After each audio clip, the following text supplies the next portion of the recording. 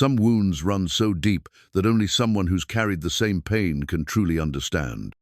In the dusty town of Cedar Ridge, a black stallion with scars covering his body had kicked away every cowboy who tried to tame him. For 3 weeks, the best horse trainers had failed. Buck Morrison lasted 8 seconds. Young Tommy Fletcher hit the dirt before his boots touched the stirrups. Even old Jake Patterson walked away defeated. The stallion's eyes held a wildness born of cruelty. His scars told a story of suffering no animal should endure. When he reared up on his hind legs, muscles rippling beneath his midnight coat, even the bravest men stepped back from the corral fence. Then a mute cowboy stepped into the dusty street. He moved quietly, like someone who knew what it meant to hurt. What could gentle hands accomplish where force had failed? Before we jump back in, tell us where you're tuning in from. And if this story touches you, make sure you're subscribed, because tomorrow I've saved something extra special for you.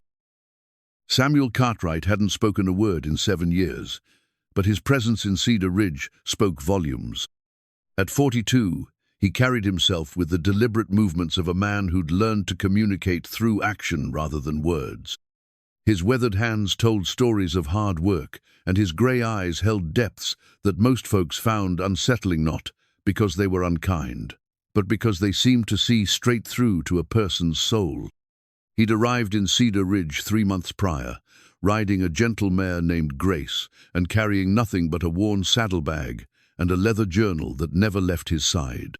The journal's pages were filled with careful script, thoughts and observations penned in the evening hours when most men would be sharing stories over whiskey. Samuel wrote instead of speaking, observed instead of participating, and somehow managed to make himself invaluable to the community without uttering a single syllable. Ezra Blackwood, the town's blacksmith, had been the first to take a chance on the silent stranger. A bear of a man with arms like tree trunks and a heart bigger than his massive chest, Ezra had watched Samuel gentle his own skittish horse with patience that bordered on miraculous. When Ezra's mare had developed a limp that had the town's veterinarian stumped, Samuel had simply knelt beside the animal, running his hands along her leg with the sensitivity of a physician. He'd found a small stone lodged between her shoe and hoof, something so simple that everyone else had missed it. "Man's got a gift," Ezra had declared to anyone who'd listen, his booming voice echoing through his smithy. "Horses trust him like he's speaking their language." The truth was, Samuel understood the language of pain better than most. Animals sensed it in him, the quiet ache that lived behind his steady gaze, the way he moved through the world, as if carrying an invisible weight. They recognized him as one of their own, a creature who'd been hurt and learned to survive despite it.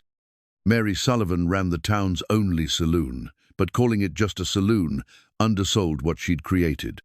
The Copper Dollar was part tavern, part boarding house, and part sanctuary for anyone who needed a hot meal and a listening ear.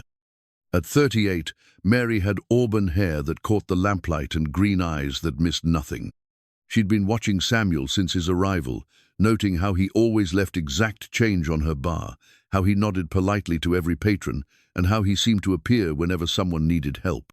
She'd seen him assist old Mrs. Reger, Henderson with her groceries, steady drunk Charlie Moss before he fell off his horse, and spend an entire afternoon helping young Pete Murphy muck out the stables when the boy had injured his shoulder. Samuel never asked for recognition or payment, simply did what needed doing, and disappeared back into the background of the town's daily rhythm. Pete Murphy was 16 and filled with the restless energy of youth, but he'd taken to following Samuel around like a devoted puppy. The boy had lost his father to consumption 2 years prior and had been struggling to keep his family's small livery stable running ever since. Samuel had begun showing up each morning to help with the horses, and somehow Pete's business had started thriving again. The animals were calmer, healthier, and more responsive than they'd ever been. "He don't talk, but he teaches me things every day," Pete confided to Mary one evening as she served him his usual glass of milk. "Shows me how to read what the horses are feeling, how to move around them so they ain't scared. It's like he can see inside them somehow." Samuel's gift with animals had become something of local legend, which made the arrival of the black stallion all the more intriguing. The horse had been brought in by a cattle drive passing through town, its driver claiming he'd found the animal wandering alone on the plains. The man had taken one look at the horse's condition, the network of scars across its flanks, the wild terror in its eye sand, known he couldn't handle such a damaged creature. "Name's Thunder," the drover had said, though he admitted he'd given the horse that name himself. "Found him 3 days ago, nearly dead from thirst. Got some water in him, but he won't let nobody close. Figure maybe someone in town might have use for him." The scars on Thunder's body told a story that made even hardened cowboys wince. Long welts across his back suggested a whip used with cruel frequency. Circular marks on his flanks looked like burn scars from a branding iron applied carelessly or maliciously.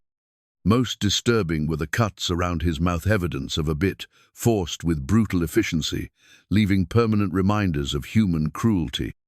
When Thunder had been led into the town's main corral, his arrival had drawn a crowd. The animal was magnificent, despite his wounds, 17 hands of pure muscle and power, with a coat so black it seemed to absorb light. His mane flowed like dark water, and when he moved, there was a grace that spoke of noble bloodlines. But his eyes held a fury that made grown men step backward. The townspeople had watched in fascination and horror, as one experienced cowboy after another had tried to approach the animal. Each attempt ended the same way. Thunder would tolerate the human's presence for a few moments, then explode into violent motion, hooves flashing and teeth bared, sending his would-be handler scrambling for safety. Buck Morrison had arrived from the neighboring town with his reputation preceding him. A man who'd broken horses for cattle barons across 3 states. Buck approached Thunder with the confidence of someone who'd never met an animal he couldn't handle. He'd lasted exactly 8 seconds long enough to get a rope around Thunder's neck before the stallion had spun and launched him across the corral like a rag doll. Tommy Fletcher, barely 20 and eager to prove himself, had tried speed and agility. His plan had been to vault onto Thunder's back before the horse knew what was happening. Thunder had known exactly what was happening and had expressed his opinion by bucking Tommy into the dirt before the young man's feet had even cleared the ground. Old Jake Patterson had brought wisdom and patience to his attempt. At 65, Jake had gentled more wild horses than anyone in the territory, using methods passed down from his grandfather, who'd learned from Plains Indians. He'd spent 2 hours just standing near the corral, letting Thunder grow accustomed to his presence, speaking in low, soothing tones. When he'd finally entered the corral, moving with the slow deliberation of age and experience, Thunder had seemed almost calm. For nearly 10 minutes, Jake had stood in the center of the corral while Thunder circled him, snorting and pawing but not attacking. The crowd had begun to murmur that maybe the old-timer would succeed where others had failed. Then Jake had extended his hand, palm up, the traditional offering of peace between man and horse. Thunder's response had been swift and decisive. The stallion had charged, not to strike but to intimidate, stopping just inches from Jake's face and screaming, a challenge that echoed off the surrounding buildings. Even Jake, with all his experience, had backed down from the raw fury in those dark eyes. "That horse has been broken in the worst possible way," Jake had told the gathered crowd afterward, his usually steady voice shaking slightly. "Someone did terrible things to him. He don't trust humans, and I can't say I blame him." Samuel had watched each attempt from the shadows, never moving closer to the crowd, but never looking away from Thunder. Something in the stallion's defiance called to him the way the animal stood alone in the center of the corral, magnificent and untouchable, carrying his pain like armor against a world that had shown him only cruelty. In his journal that night, Samuel had written, "Saw myself today in the eyes of a wounded horse. We are both creatures made dangerous by the kindness we cannot trust. But perhaps that is exactly why we might understand each other." The next morning, as the town stirred to life with the familiar sounds of merchants opening their shops and children running to school, Samuel stood at the corral fence with his journal tucked under his arm. Thunder stood at the far end of the enclosure, watching him with suspicious eyes. The 2 damaged souls regarded each other across 30 feet of dusty ground, each recognizing something familiar in the other's careful stillness. Samuel pulled a worn apple from his pocket not as an offering, but simply as a sign of peaceful intent. He placed it on the fence post and stepped back, making no move to approach. Thunder's ears flicked forward, the first sign of curiosity the animal had shown since his arrival. For an hour, Samuel simply stood there, not speaking because he couldn't, not moving because he understood that trust was something that had to be offered freely. When he finally walked away, the apple remained untouched on the post. But something had shifted between thema recognition that perhaps healing was possible, even for the most wounded among them. The stranger rode into Cedar Ridge on a Tuesday morning like a shadow falling across the sun. Silas Cain was the kind of man who announced his presence without saying a word, tall and lean, with pale eyes that held no warmth and a smile that never reached them. His horse, a nervous bay gelding, stepped sideways constantly, as if trying to distance itself from its rider. Cain dismounted outside the Copper Dollar and tied his horse with movements that were just a little too rough, a little too quick. The animal flinched away from his touch, and that small gesture told Samuel everything he needed to know about the man's character. Samuel was sitting on the saloon's front steps, carving a piece of wood while keeping one eye on Thunder's corral across the street.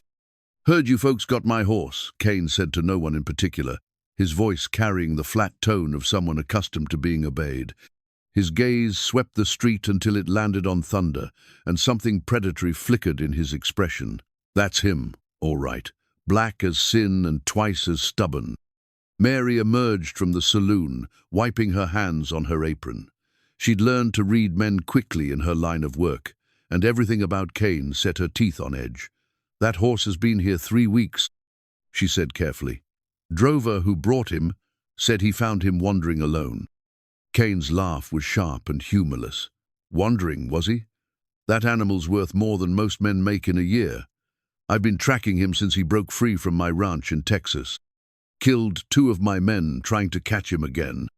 The way he said it, casual, matter-of-fact, made Mary's stomach turn. Samuel's hands stilled on his carving, though he didn't look up from the wood. "Got papers to prove ownership," Cain continued, patting a leather pouch at his belt. "Bill of sale, breeding records, the whole lot. That horse belongs to me, and I'll be taking him home." Pete Murphy had been leading one of the livery horses to water when Cain arrived, and the boy froze at the stranger's words. In the 3 weeks since Thunder's arrival, Pete had watched Samuel work patiently with the stallion, had seen the gradual softening in the animal's defensive posture. The idea of Thunder being dragged back to whatever hell he'd escaped from made the boy's chest tight with anger. "Horse seems pretty settled here," Pete said, his young voice cracking slightly. "Maybe he don't want to go back."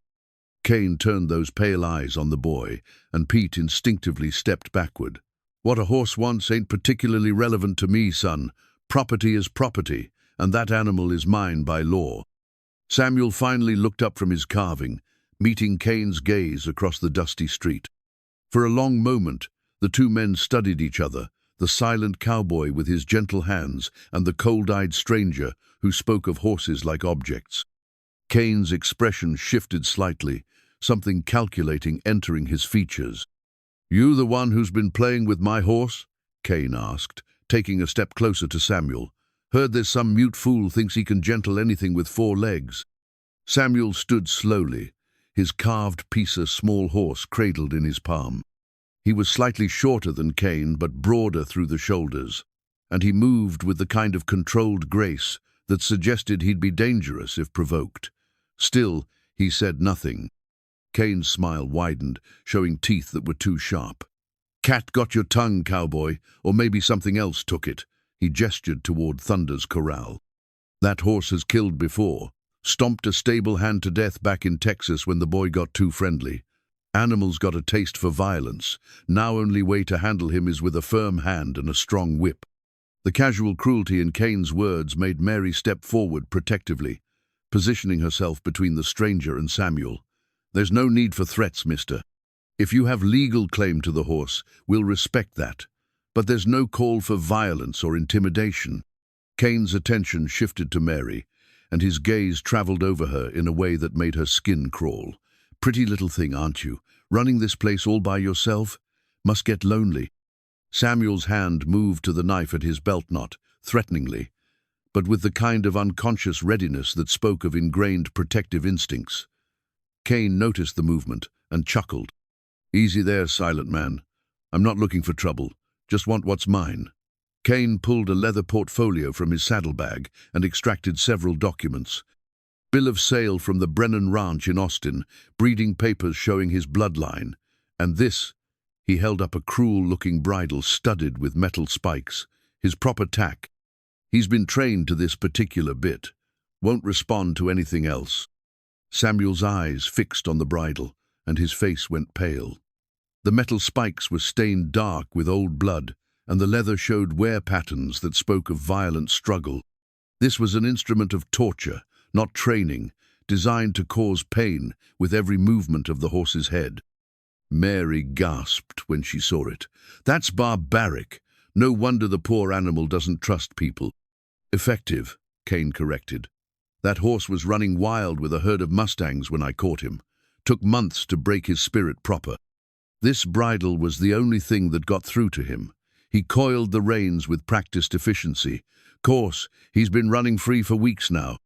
Probably thinks he can go back to his wild ways. I'll need to remind him who's boss." Thunder had noticed Cain's arrival and was pacing restlessly in his corral, his agitation growing with each word the man spoke. The stallion's ears were pinned back against his skull, and he was snorting challenge calls that carried clearly across the street. Even from a distance, the horse seemed to recognize his tormentor. Samuel watched Thunder's distress and felt an answering tension coil in his own chest. Over the past 3 weeks, he'd spent hours near the corral, never approaching directly but simply being present, allowing the horse to grow accustomed to his quiet companionship. He'd seen Thunder's defensive posture soften slightly, had watched the stallion's ears prick forward with curiosity instead of flattening with fear. Now, with Cain's arrival, all that progress was evaporating like morning dew under a harsh sun. "I'll be taking him today," Cain announced, folding his papers and tucking them back into his pouch. "Need to get him back to Texas before he forgets all his training completely. Already lost enough time chasing him across 3 territories." Samuel stepped forward then, his movement deliberate and unmistakable. He positioned himself between Cain and the path to Thunder's corral note aggressively, but with quiet determination. His message was clear even without words. He would not allow this cruelty to continue. Cain's eyes narrowed. "You got something to say, mute man? Because I'm getting real tired of people in this town thinking they can interfere with my business." Samuel reached into his shirt pocket and withdrew a small piece of paper. He handed it to Mary, who unfolded it and read aloud. "That horse has been hurt enough. There are other ways." Cain's laugh was genuinely amused this time. "Other ways? You think you can train a killer horse with kindness and sweet words? That animal is dangerous, and the only thing he understands is strength. I've got the scars to prove it." He rolled up his sleeve, revealing long white marks across his forearm, claw marks from Thunder's hooves. "Nearly took my arm off the first time I tried to saddle him. Learned real quick that he only respects force." Samuel studied the scars, then looked toward Thunder's corral. The stallion was still pacing, his agitation increasing by the minute. Samuel could see the animal's muscles bunching and releasing with nervous energy, could read the signs of a creature preparing to fight or flee. In his mind, Samuel began forming the words he wished he could speak. Those scars weren't earned through training, they were earned through cruelty. That horse wasn't fighting because he was wild, he was fighting because he was afraid. And fear, once planted deep enough, can take a lifetime to root out. But Samuel's voice had been silenced 7 years ago, lost in a moment of spiritual crisis that had shattered his faith in both God and his own purpose. So instead of speaking, he simply nodded toward Cain's scars and then gestured to Thunder's flanks, drawing a parallel that needed no words to understand. Cain's expression darkened. "You comparing my training methods to animal abuse? That horse came to me half dead and worthless. I made him valuable. I made him strong." Samuel pulled out his journal and wrote quickly, then showed the page to Mary. She read, Strength built through fear is not strength at all, it's a different kind of breaking. The words hung in the air like a challenge, and Cain's hand moved instinctively to the whip coiled at his belt. You got a lot of opinions for a man who can't speak them himself. Maybe someone should teach you when to keep your thoughts to yourself. Mary stepped closer to Samuel, her chin raised defiantly. This is a civilized town, Mr. Cain. We don't settle disputes with violence. Civilized, Cain repeated as if the word amused him. Lady, I've been from California to the Carolinas, and I ain't found a truly civilized place yet. Everywhere you go, it's the strong taking from the weak. That's the natural order. He looked directly at Samuel then, his pale eyes holding a cold challenge. I'll give you credit, mute Manu got heart, standing up like this. But heart don't change facts, and the fact is that horse belongs to me. I'll be back tomorrow morning with the sheriff to collect what's mine. If anyone tries to interfere, he let the threat hang unfinished. Samuel watched Cain mount his nervous bay and ride out of town, leaving behind an atmosphere thick with tension and unspoken fear. Thunder had pressed himself against the far side of the corral, as far from where Cain had stood as possible, his great body trembling with remembered terror. Pete approached Samuel cautiously. You ain't gonna let him take Thunder, are you? That man's evil, you can see it in his eyes. Samuel looked at the boy's earnest face, then at Mary's worried expression, and finally at Thunder's terrified form across the street. In his journal, he wrote a single sentence that would change everything. Some battles choose us, whether we're ready or not. The die had been cast. Tomorrow would bring a reckoning that Samuel had spent 7 years trying to avoid, a confrontation that would force him to decide whether his silence was truly a choice or simply another form of cowardice. And at the center of it all stood a damaged horse whose fate would determine not just his own future, but Samuel's as well. The hours after Cain's departure felt heavy with anticipation, like the air before a thunderstorm. Samuel found himself unable to concentrate on anything except the knowledge that tomorrow might be Thunder's last day of freedom. He stood at his small room's window above Mary's saloon, looking down at the corral where the stallion paced restlessly in the moonlight. Unable to sleep, Samuel descended the stairs and stepped into the cool night air. His boots made soft sounds on the wooden walkway as he approached Thunder's enclosure. The horse noticed him immediately, ears swiveling forward with alert attention, rather than the defensive posture he showed to others. Can't sleep either, Samuel thought, though the words remained locked inside him where they'd been trapped for 7 long years. The silence that had claimed his voice wasn't born of injury or illness, it was a wound of the spirit that ran deeper than flesh. Samuel had been a preacher once, in a small church in Missouri, where he'd believed his words could heal hearts and guide souls toward salvation. He'd married his childhood sweetheart, Elizabeth, and they'd been blessed with a daughter, Sarah, whose laughter had filled their modest parsonage with joy. Samuel carried his father's Bible in his saddlebag, though he hadn't opened it since the night his world had collapsed. The leather cover was worn smooth from years of use, and the pages were filled with his father's careful annotations, a lifetime of faith, distilled into marginalia and underlined verses. It had been the most precious thing Samuel owned, once upon a time. The night he lost everything, Samuel had been away from home, called to a distant town to perform a wedding ceremony. The fire that claimed his church, his parsonage, and his family had started in the early hours of morning, a lantern knocked over by accident, according to the investigation. By the time Samuel returned, there was nothing left but ash and the kind of grief that devoured everything it touched. He'd stood in the ruins of his life, surrounded by well-meaning neighbors who offered condolences and platitudes about God's plan, and had felt his faith shatter like glass. The words that had once flowed from him, so easily words of comfort, hope, and divine love, had simply dried up, not just his voice, but his belief in the power of words themselves. For 3 days, Samuel had knelt in the ashes of his home, clutching his father's Bible and waiting for some sign, some voice from heaven that would explain why a loving God would allow such devastation. No voice had come, On the fourth day, he'd packed his few remaining possessions, saddled his horse, and ridden west without looking back. That had been 7 years ago. 7 years of wandering from town to town, finding work where he could, speaking to no one, because he no longer believed in the power of words to heal or comfort or change anything at all.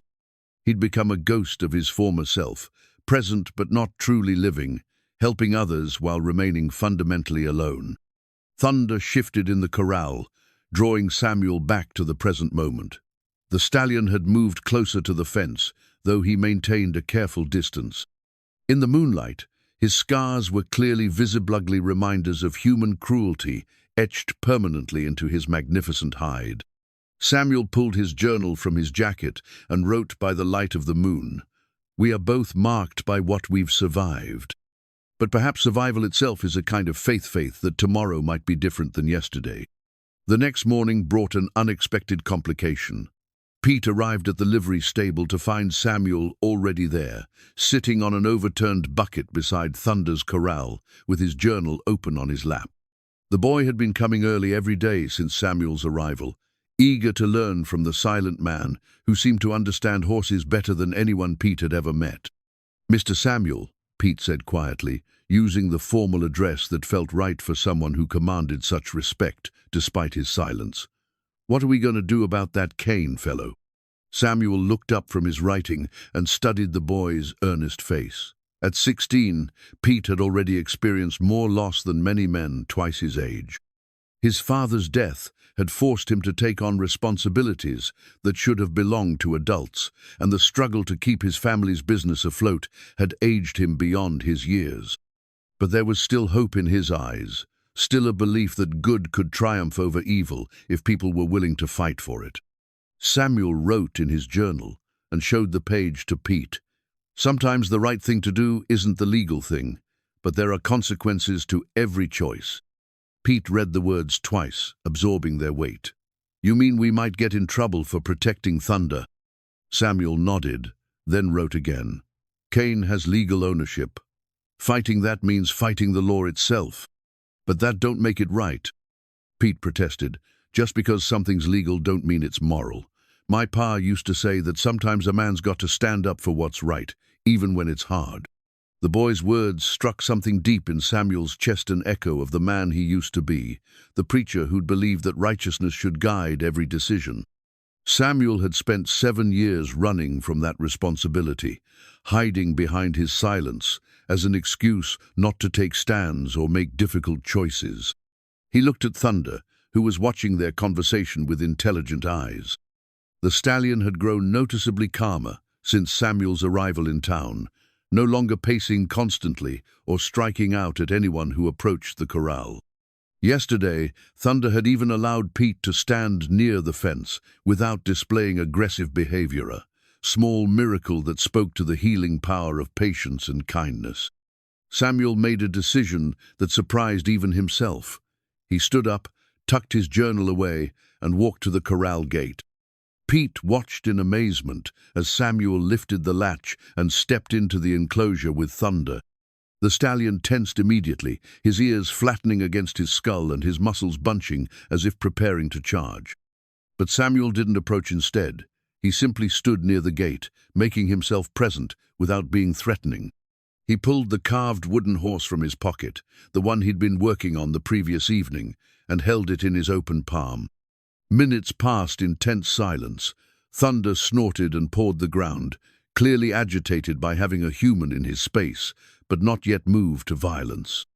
Samuel remained perfectly still, radiating the kind of calm patience that spoke of infinite time and infinite understanding. Slowly, almost imperceptibly, Thunder's ears began to relax, his head lowered slightly, and the rigid tension in his muscles began to ease.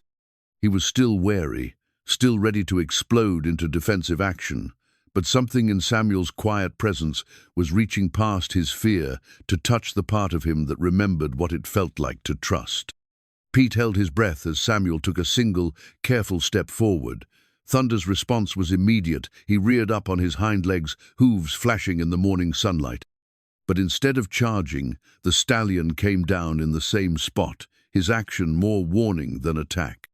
Samuel acknowledged the warning by taking a step backward, showing Thunder that he respected the horse's boundaries. Then he did something that made Pete's eyes widen with wonder. He knelt down in the dust of the corral and placed the wooden horse on the ground between them. The carved figure was beautiful in its simplicity, capturing the essence of equine grace in smooth, flowing lines. Samuel had spent hours the previous evening working on it, his hands finding peace in the familiar motions of creation. Now he offered it as a gift, a token of respect from one survivor to another. Thunder stared at the wooden horse for a long moment, then at Samuel's kneeling form. The stallion's nostrils flared as he tried to read the sense and intentions of this strange human who showed no fear, carried no weapons, and made no demands. Gradually, curiosity began to overcome caution. Step by cautious step, Thunder approached the carved horse. He stretched his neck forward, sniffing delicately at the wooden figure while keeping his body positioned for a quick escape. When he was satisfied that the object posed no threat, he lowered his great head until his muzzle was only inches from Samuel's hands. For a moment that felt eternal, horse and man regarded each other at eye level. Samuel could see his own reflection in Thunder's dark eyes, could read the pain and wariness that mirrored his own emotional scars. Without thinking, he reached up slowly and touched the stallion's muzzle with the backs of his fingers. Thunder didn't pull away. The contact lasted only seconds before the horse stepped back, but it was enough. Pete let out a breath he didn't know he'd been holding, and even Thunder seemed surprised by his own tolerance for human touch. Samuel rose slowly and backed toward the gate, leaving the wooden horse where Thunder could examine it further. As he exited the corral, he saw Mary approaching from the saloon, her expression mixing admiration with concern. "That was either very brave or very foolish," she said softly. Samuel pulled out his journal and wrote, "Sometimes they're the same thing." Mary read the words and smiled, despite the gravity of their situation. "Cain will be back this morning with the sheriff. Even if we wanted to fight his claim, we don't have legal grounds." Samuel nodded, understanding the impossible position they were in. Cain held all the legal cards, backed by ownership papers that would satisfy any court. Fighting him would mean breaking the law, and Samuel had seen enough violence in his lifetime to know that such conflicts rarely ended well for anyone involved. But as he looked at Thunder, who was now sniffing curiously at the wooden horse, Samuel felt something stirring in his chest that he hadn't experienced in 7 years. It wasn't faith, exactly, but it was something close to it, the belief that some things were worth fighting for, regardless of the consequences. Pete appeared at his elbow, the boy's face set with determination beyond his years. "We can't let Cain take him, Mr. Samuel. That man will kill Thunder's spirit if he ain't killed it already." Samuel looked at the boy, then at Mary, then at Thunder. 3 lives that had somehow become intertwined with his own.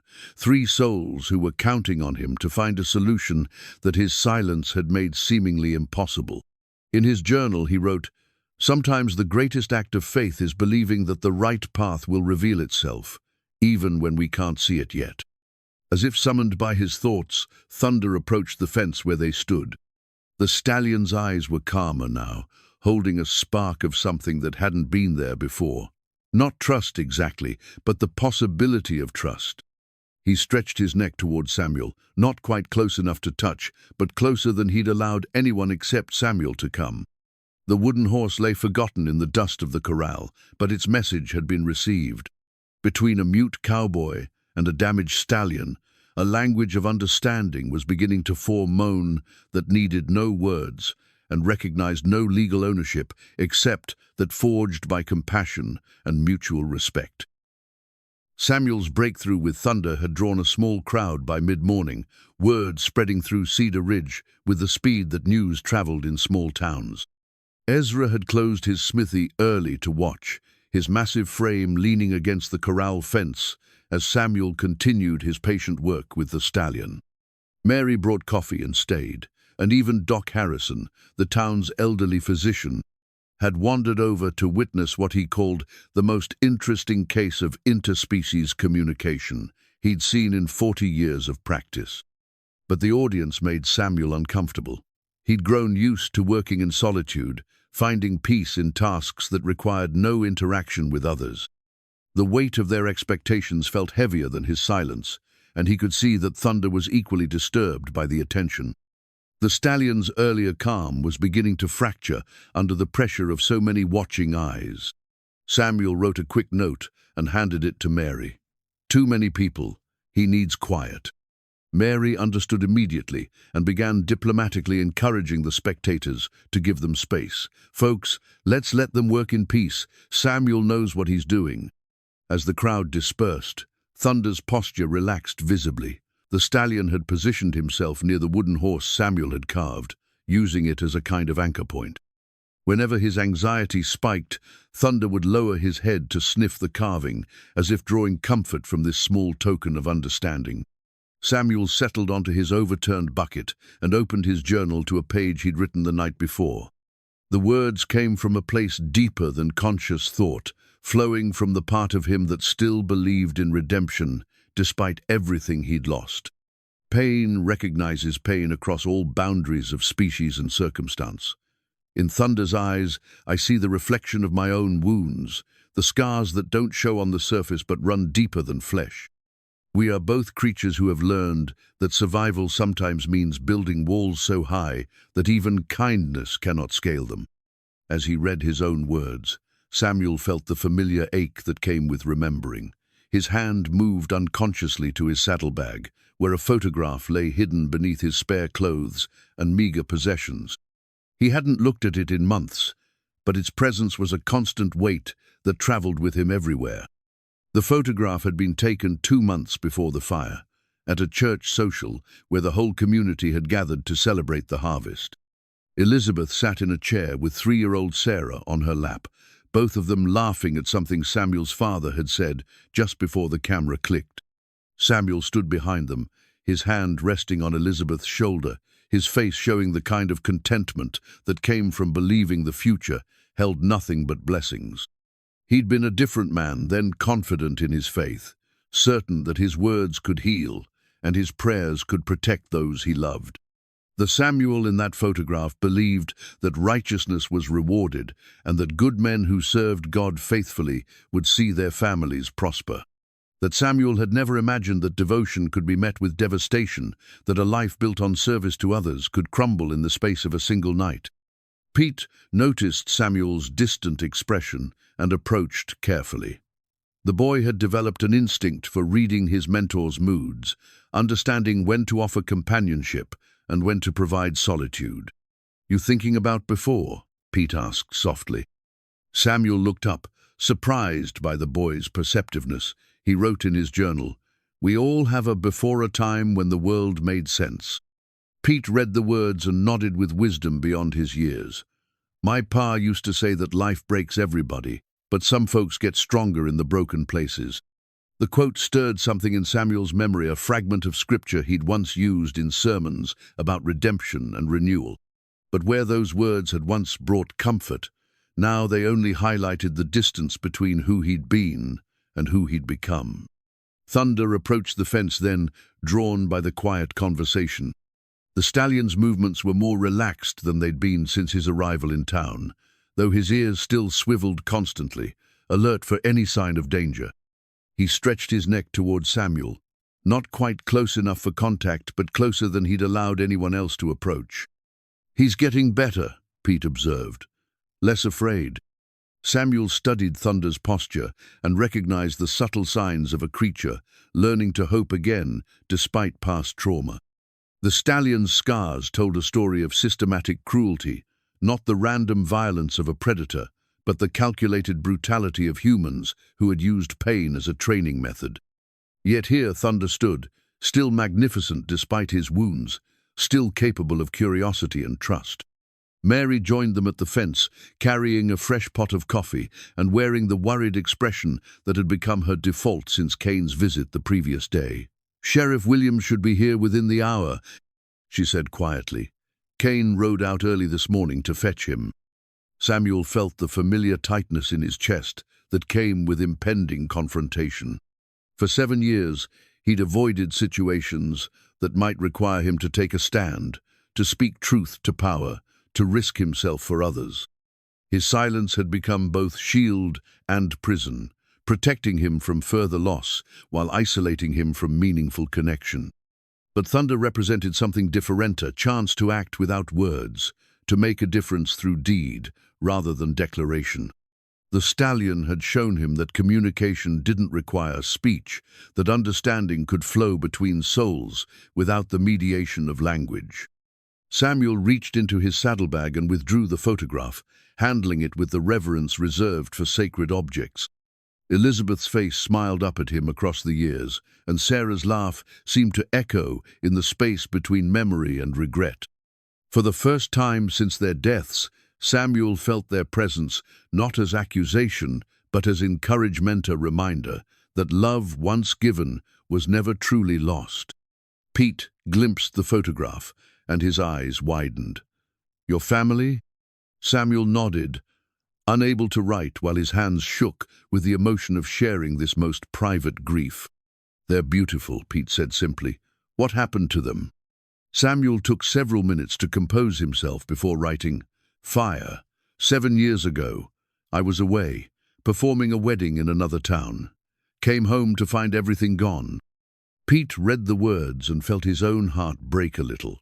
He'd lost his father to disease, but he couldn't imagine the devastation of losing everyone at once. "That's why you don't talk."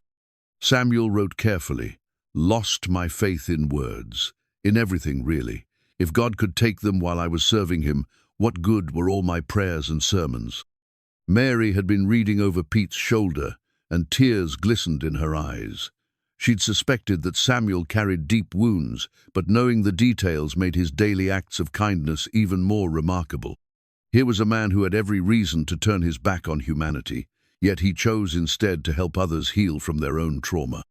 "Maybe," Mary said gently, "you weren't meant to save them with words. Maybe you were meant to save others with actions."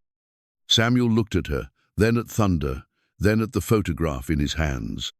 The stallion was watching him with intelligent eyes, as if somehow understanding that this moment was important, that decisions were being weighed that would affect them all. Sheriff Williams arrived precisely at noon, riding alongside Cain and looking distinctly uncomfortable with his assignment. Tom Williams was a fair man who'd kept the peace in Cedar Ridge for 15 years, but he was also a man who followed the law even when it didn't align with his personal feelings. Cain's ownership papers were legally sound, which meant the sheriff had no choice but to enforce them. "Samuel," Sheriff Williams said, dismounting and approaching the corral, "I hear you've been working with this horse. That's good, shows he can be gentle, but I'm afraid Mr. Cain has rightful claim to the animal." Samuel stood and faced the sheriff, his journal clutched in his hands. He wrote quickly, "That man has tortured this horse. Look at the scars." Sheriff Williams read the note and sighed. "I can see the horse has been mistreated, Samuel, but that don't change the legal facts. Cain's got bills of sale and breeding papers that check out. My hands are tied." Cain smirked from his position near the fence. "Told you the law was on my side. Now step away from my property so I can collect what's mine." Thunder sensed the tension immediately and began pacing again, his earlier calm evaporating as Cain's presence brought back memories of pain and fear. The stallion's distress was visible to everyone, present the way his ears flattened against his skull, how his muscles bunched with nervous energy, the way he kept as far from Cain as the corral would allow. Samuel made a decision that surprised everyone, including himself. He walked to the corral gate and stepped inside with Thunder, positioning himself between the stallion and Cain. His message was clear. If Cain wanted the horse, he'd have to go through Samuel first. "Now, Samuel," Sheriff Williams said, his voice carrying a warning, "don't make this harder than it needs to be. I don't want to arrest you, but I will if you interfere with legal proceedings." Samuel pulled out his journal and wrote with steady hands, "Some things are worth the consequences." Pete read the words aloud, his young voice carrying clearly in the tense air.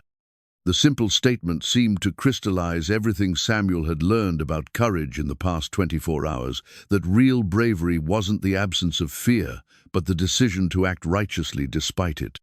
Cain's patience was wearing thin, "Sheriff, I've got a legal right to my property. Are you going to enforce the law or not?" Before Sheriff Williams could respond, Thunder made a choice of his own. The stallion approached Samuel, and for the first time since his arrival in Cedar Ridge, deliberately placed his head against a human's shoulder. The gesture was unmistakable trust, acceptance, and perhaps even love flowing between two damaged souls who had found healing in each other's presence. The crowd that had gathered to watch the confrontation fell silent at the sight. Even Cain seemed momentarily taken aback by the obvious bond between horse and man. Here was proof that Thunder was capable of gentleness, that his violent reputation was born of mistreatment rather than inherent viciousness. Samuel rested his hand on Thunder's neck, feeling the stallion's steady heartbeat through his palm. In that moment, he understood that this wasn't just about saving a horse, it was about reclaiming his own ability to stand for something greater than himself. The silence that had protected him for 7 years had also diminished him, turning him into a passive observer of life rather than an active participant. He looked at the photograph, still clutched in his other hand, at Elizabeth's face and Sarah's laugh, and felt their love reach across time to strengthen his resolve. They wouldn't want him to live in perpetual grief. They would want him to find purpose again, to use his pain to prevent others from suffering. Samuel tucked the photograph safely away and wrote one final message in his journal. He tore out the page and handed it to Sheriff Williams, who read it aloud for everyone to hear. "I may not be able to speak, but I can still choose to stand between cruelty and innocence. If taking that stand means breaking an unjust law, then I will accept whatever consequences come." The words hung in the air like a challenge to every person present to examine their own moral courage. Samuel had thrown down a gauntlet that would force them all to choose between legal convenience and ethical obligation. Cain's face darkened with anger. "Sheriff, arrest this man for interfering with my rightful property. I want him in jail and my horse loaded for transport within the hour." But Sheriff Williams was staring at Samuel with newfound respect, recognizing the kind of quiet heroism that shaped legends. The sheriff found himself at a crossroads of his own, forced to choose between the letter of the law and the spirit of justice that had drawn him to law enforcement in the first place. The standoff in Thunder's corral stretched on for nearly an hour, with Samuel refusing to leave the stallion's side and Cain growing increasingly agitated. Sheriff Williams found himself in the uncomfortable position of mediating between legal obligation and moral instinct, while a growing crowd of townspeople gathered to witness what was becoming Cedar Ridge's most significant confrontation in years. Thunder remained calm as long as Samuel stood near him, but the stallion's agitation returned whenever Cain spoke or moved closer to the corral. The horse's behavior was so markedly different between the two men that even the most skeptical observers couldn't deny the obvious. Thunder trusted Samuel and feared Cain with an intensity that spoke of deep trauma. Mary watched the proceedings from the saloon's porch, her heart torn between admiration for Samuel's courage and fear for his safety. She'd seen enough of life to know that legal disputes rarely favored the righteous over the well-connected, and Cain struck her as the type of man who wouldn't hesitate to use violence if the law failed to give him what he wanted. Young Pete stood at the corral fence, his fists clenched with the helpless anger of someone too young to effect change but old enough to recognize injustice. The boy had become deeply attached to both Samuel and Thunder over the past weeks, and the thought of losing them both to Cain's cruelty was almost unbearable. Ezra Blackwood arrived from his smithy still wearing his leather apron, the massive blacksmith's presence adding weight to the gathering crowd. Ezra was respected throughout the territory for his skill and his character, and his opinion carried influence with Sheriff Williams. "Tom," Ezra said to the sheriff, his deep voice cutting through the tension, "I've known you for 15 years, and I've never seen you enforce a law that went against your conscience. Don't start now." Sheriff Williams removed his hat and ran his fingers through his graying hair. "Ezra, you know I respect your opinion, but the law is the law. Cain's got papers that prove ownership. I can't just ignore that because we don't like the man. Sometimes the law ain't right, Pete said suddenly, his young voice carrying clearly in the afternoon air. My pa taught me that there's a difference between what's legal and what's just. Cain wheeled on the boy, his pale eyes flashing with anger. You'd better teach that boy to respect his betters, or someone else will teach him for you. The threat hung in the air like smoke from a gunshot, and Samuel felt something shift inside his chest, a protective fury that he hadn't experienced since the night he'd stood in the ashes of his home. His hand moved instinctively toward the knife at his belt, not with aggressive intent, but with the readiness of someone prepared to defend the innocent. It was then that the town's telegraph operator, a nervous man named Harold Finch, came running across the street with a yellow paper clutched in his hands. Sheriff Williams, got an urgent wire for you. Sheriff Williams took the telegram and read it quickly, his expression changing as he absorbed the information. He read it again, more slowly, then looked up at Cain with newfound suspicion. Well now, the sheriff said, folding the telegram carefully. This is interesting. Got a wire here from the Texas Rangers. Seems they've been looking for a man matching your description, Mr. Cain. Something about stolen horses and a missing rancher named Brennan. Cain's face went pale, but he quickly recovered his composure. Don't know what you're talking about, Sheriff. My papers are all in order. Maybe so, Sheriff Williams replied, his tone now carrying the authority of someone back on familiar ground. But this telegram suggests that the Brennan Ranch was robbed 3 months ago. Owner was found dead, and several valuable horses were taken. The description of one of those horses matches your stallion here pretty closely. The crowd murmured with excitement as the implications became clear. If Cain had indeed stolen Thunder, then his ownership papers were worthless, and his presence in Cedar Ridge took on a much more sinister character. Samuel felt Thunder relax beside him, as the stallion seemed to sense that the tide was turning. The horse's ears perked forward with curiosity rather than fear, and he moved closer to Samuel, as if seeking reassurance that this new development was indeed hopeful. Cain's hand dropped to his gun belt, and the gesture wasn't lost on Sheriff Williams, who was an experienced lawman despite his generally peaceful nature. Now, Mr. Cain, let's not do anything hasty. I'm sure this is all just a misunderstanding that can be cleared up with a few more telegrams. There's no misunderstanding, Cain said, his voice tight with controlled rage. That horse belongs to me, and I'll not be cheated out of what's mine by small-town gossip and forged telegrams. Mary stepped forward from the crowd, her green eyes flashing with indignation. Are you suggesting that our sheriff would forge a telegram? That's a serious accusation, Mr. Cain. Cain's gaze fixed on Mary with the kind of attention that made Samuel's protective instincts flare even higher. Pretty lady, you'd be wise to stay out of matters that don't concern you. Men's business has a way of getting complicated when women interfere. The threat was implicit but unmistakable, and it had the effect of galvanizing the entire crowd against Cain. Even the most law-abiding citizens of Cedar Ridge weren't about to tolerate threats against Mary, who was beloved by virtually everyone in town. Samuel stepped to the edge of the corral, his journal already open to a page he'd prepared. He showed it to Sheriff Williams, who read aloud, "Send another telegram. Ask about John Brennan's horses. Ask about the black stallion with scars. Ask about Cain's real name." Sheriff Williams nodded slowly. "Good thinking, Samuel. Harold, get back to that telegraph and send a detailed inquiry to the Texas Rangers. I want to know everything they have on this situation."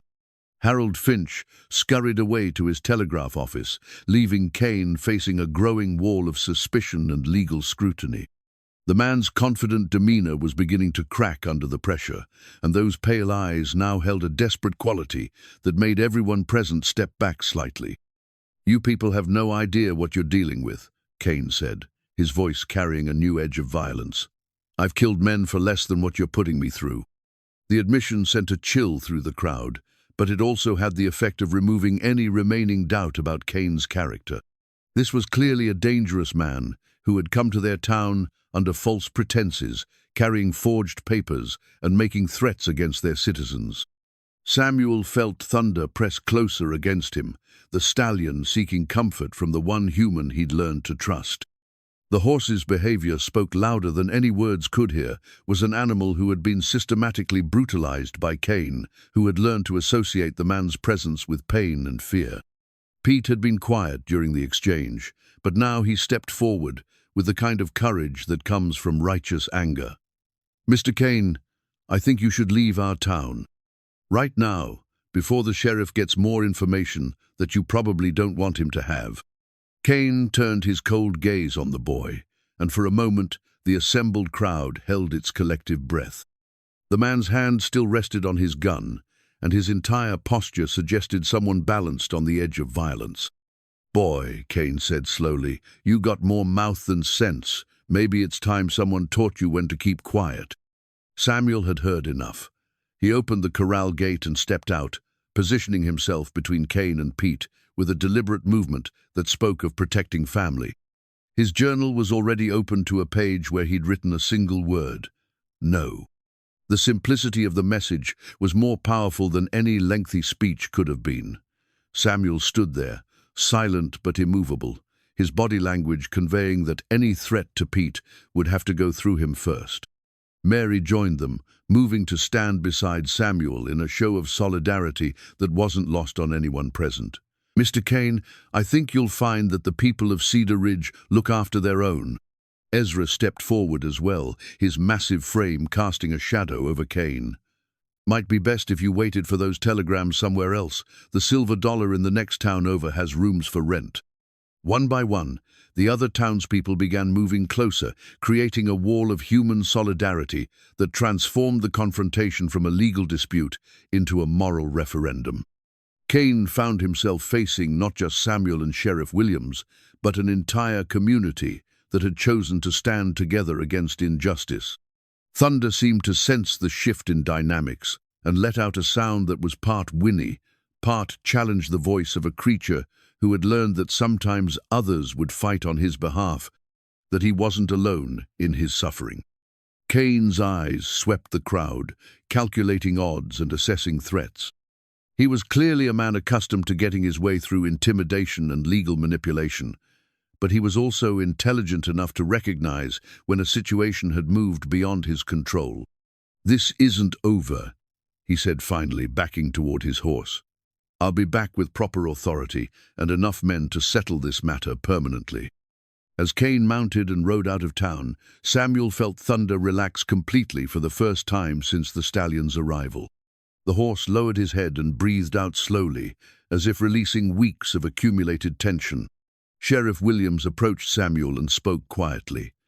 "You did a brave thing here today, Samuel. Win or lose, you stood up for what was right." Samuel wrote in his journal, "Sometimes standing up is all we can do, but it's enough." Pete read the words and felt something shift in his understanding of what it meant to be a man. He'd witnessed courage today, not the flashy bravery of gunfighters and heroes, but the quiet determination of ordinary people choosing to do extraordinary things. As the crowd began to disperse, Mary lingered beside Samuel at the corral fence. Thunder approached them both, no longer the terrified, aggressive animal who had arrived weeks earlier, but a creature beginning to remember what it felt like to trust. "What happens now?" Mary asked. Samuel wrote, "We wait for the truth, and we hope it's enough." In the distance, Harold Finch could be seen hunched over his telegraph key, sending urgent messages that would determine not just Thunder's fate, but Samuel's as well. The next few hours would reveal whether justice could triumph over legal technicalities, whether a community's moral courage could overcome one man's documented claim to ownership. But for now, in the quiet afternoon light of Cedar Ridge, a mute cowboy and a healing horse stood together in peaceful understanding, surrounded by people who had chosen to believe that some things were worth fighting for, regardless of the cost. The telegram replies began arriving within 2 hours, each message adding another layer to the picture of Silas Cain's true nature. Harold Finch ran back and forth between his telegraph office and the sheriff's station, his face growing more grave with each yellow slip of paper he delivered. Sheriff Williams read the telegrams aloud to the assembled group in his office. Samuel, Mary, Pete, and Ezra had become an unofficial council of war, united by their shared determination to protect Thunder and see justice done. First one's from the Texas Rangers headquarters in Austin, Sheriff Williams began. Says here that John Brennan was found dead on his ranch 3 months ago, shot twice in the back. Several valuable horses were missing, including a black stallion with distinctive scarring patterns. The lead suspect is a man calling himself Silas Cain, real name suspected to be Silas Cordwainer, wanted for horse theft and murder across 3 states. Pete let out a low whistle. So Cain's not just a horse thief, he's a killer. Gets worse, Sheriff Williams continued, reading from the second telegram. This one's from the sheriff in Millerville, Texas. Says Cordwainer was seen there 2 months ago, gambling in the local saloon, caught using loaded dice but escaped before they could arrest him. Left behind a bag of personal effects that included bills of sale for horses matching Brennan's stolen stock. Samuel wrote in his journal, "The papers he showed us, they're for stolen horses." Mary shuddered. To think that man was standing right here in our town, threatening us all. Ezra's massive hands clenched into fists. Should have known something was wrong when that horse reacted to him the way he did. Animals got better instincts about people than most folks do. The third telegram provided the final piece of the puzzle. Sheriff Williams's voice grew grim as he read, "This one's from Fort Worth. Silas Cordwainer, suspected in deaths of at least 6 men across Texas and Oklahoma, uses various aliases, including Silas Cain, known to carry loaded dice as good luck charm, considered extremely dangerous. Approach with caution and request assistance if located." The room fell silent as the implications sank in. Cain wasn't just a cruel horse owner or even a simple thief. He was a multiple murderer who had come to their peaceful town carrying forged papers and making claims on property stolen from a dead man. Samuel felt a chill run down his spine as he remembered Cain's threats against Pete and Mary. The man's casual references to violence hadn't been idle boasting. They had been the words of someone with extensive experience in killing. Pete broke the silence with a question that had been haunting all of them. "You think he'll come back?" Sheriff Williams folded the telegrams and tucked them into his desk drawer. Man like that doesn't give up easy, especially when he thinks he's got a legal claim to valuable property. He'll be back probably with hired guns. "How long do we have?" Mary asked. "Hard to say. Could be days, could be weeks. Depends on how much he wants that horse and how much help he can rustle up." Samuel wrote, "Thunder isn't just valuable, he's evidence. If the Rangers get him, they can prove Cain stole Brennan's horses." Sheriff Williams nodded grimly. "Exactly. That horse is the key to hanging Cordwainer for murder. He can't afford to let us keep Thunder, and he can't afford to let the Rangers get their hands on him either." The realization that they were all now in mortal danger settled over the group like a shroud. They had stumbled into something much larger and more dangerous than a simple dispute over horse ownership. They were now the only thing standing between a multiple murderer and his freedom. Over the following days, life in Cedar Ridge took on a tense, watchful quality. Sheriff Williams sent for additional help from the territorial marshal, but response times in the frontier were measured in weeks rather than days. The town would have to protect itself until official reinforcements arrived. Samuel found himself spending every waking moment with Thunder, partly to continue the stallion's healing process, but mostly because he couldn't bear the thought of Cain returning to reclaim his property. The bond between man and horse had deepened beyond anything Samuel had thought possible, transcending the boundaries of species to become something approaching spiritual communion.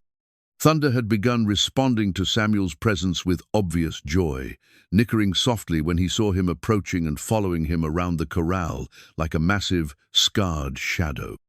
The stallion would rest his head on Samuel's shoulder while Samuel wrote in his journal, and the two would stand together in comfortable silence that needed no words to bridge.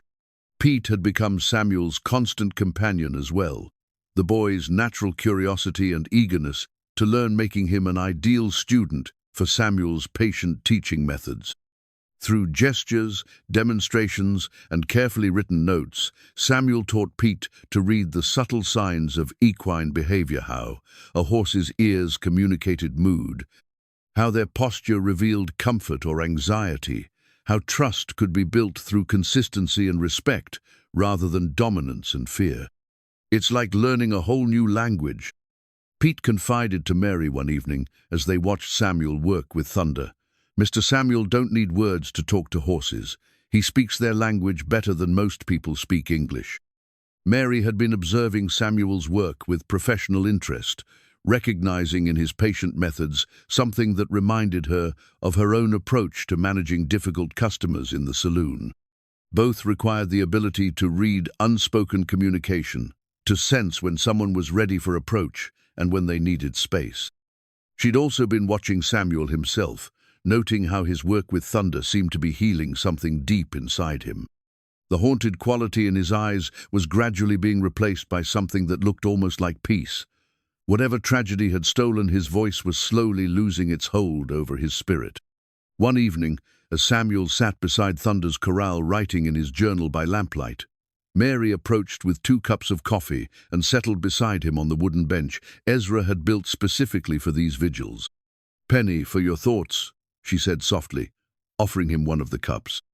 Samuel accepted the coffee gratefully and wrote, "Thinking about second chances, how sometimes God gives us opportunities to heal old wounds by healing new ones." Mary read the words and felt her heart catch. In the weeks since Samuel's arrival, she'd come to admire not just his skill with horses, but his gentle nature and quiet strength. She'd found herself looking forward to their wordless conversations, to the way he listened with complete attention, even when she was just chatting about everyday concerns. "Do you think that's what Thunder is for you?" she asked. "A second chance?" Samuel considered the question seriously before writing, "Maybe we're second chances for each other. He teaches me that trust is possible even after betrayal. I show him that not all humans are cruel." "And what about us?" Mary asked, her voice barely above a whisper. "The people who care about you, are we part of your second chance too?" Samuel looked at her in the lamplight, seeing the hope and vulnerability in her green eyes. For 7 years, he'd kept himself isolated from human connection, believing that caring for others would only lead to more loss. But Thunder had shown him that healing was possible, that scars didn't have to define a creature's entire existence. He wrote carefully, "I spent 7 years believing that loving people only led to losing them. But maybe the real tragedy would be never loving anyone again." Mary felt tears spring to her eyes as she read the words. She reached out tentatively and placed her hand over his, and when he didn't pull away, she felt something shift between thema possibility for connection that went beyond their shared concern for Thunder. Thunder seemed to sense the change in atmosphere and approached the fence where they sat. The stallion had grown comfortable enough with Mary's presence to allow her to stand near Samuel, recognizing her as part of his expanding circle of trust.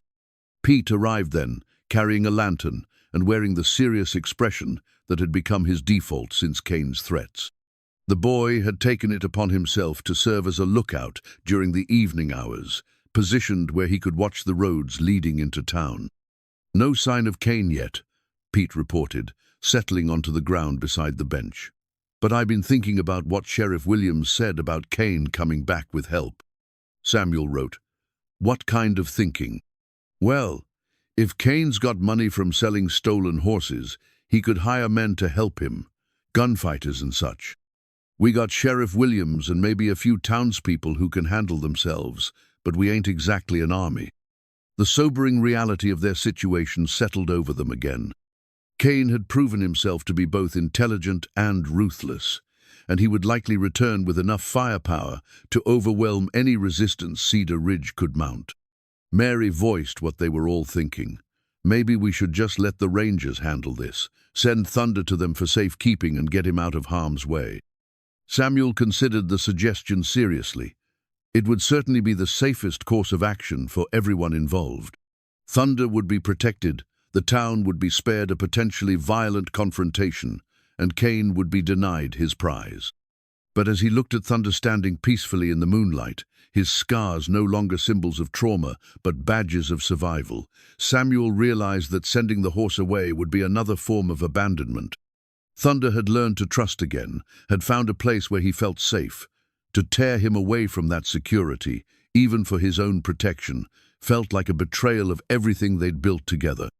Samuel wrote, "Thunder has been moved around, sold, stolen, and abused his whole life.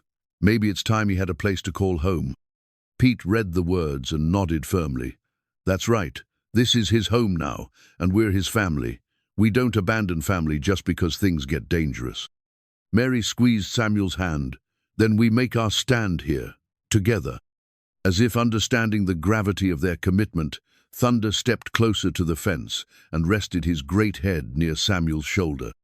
The stallion's breathing was slow and steady, the rhythm of a creature at peace despite the storms gathering on the horizon.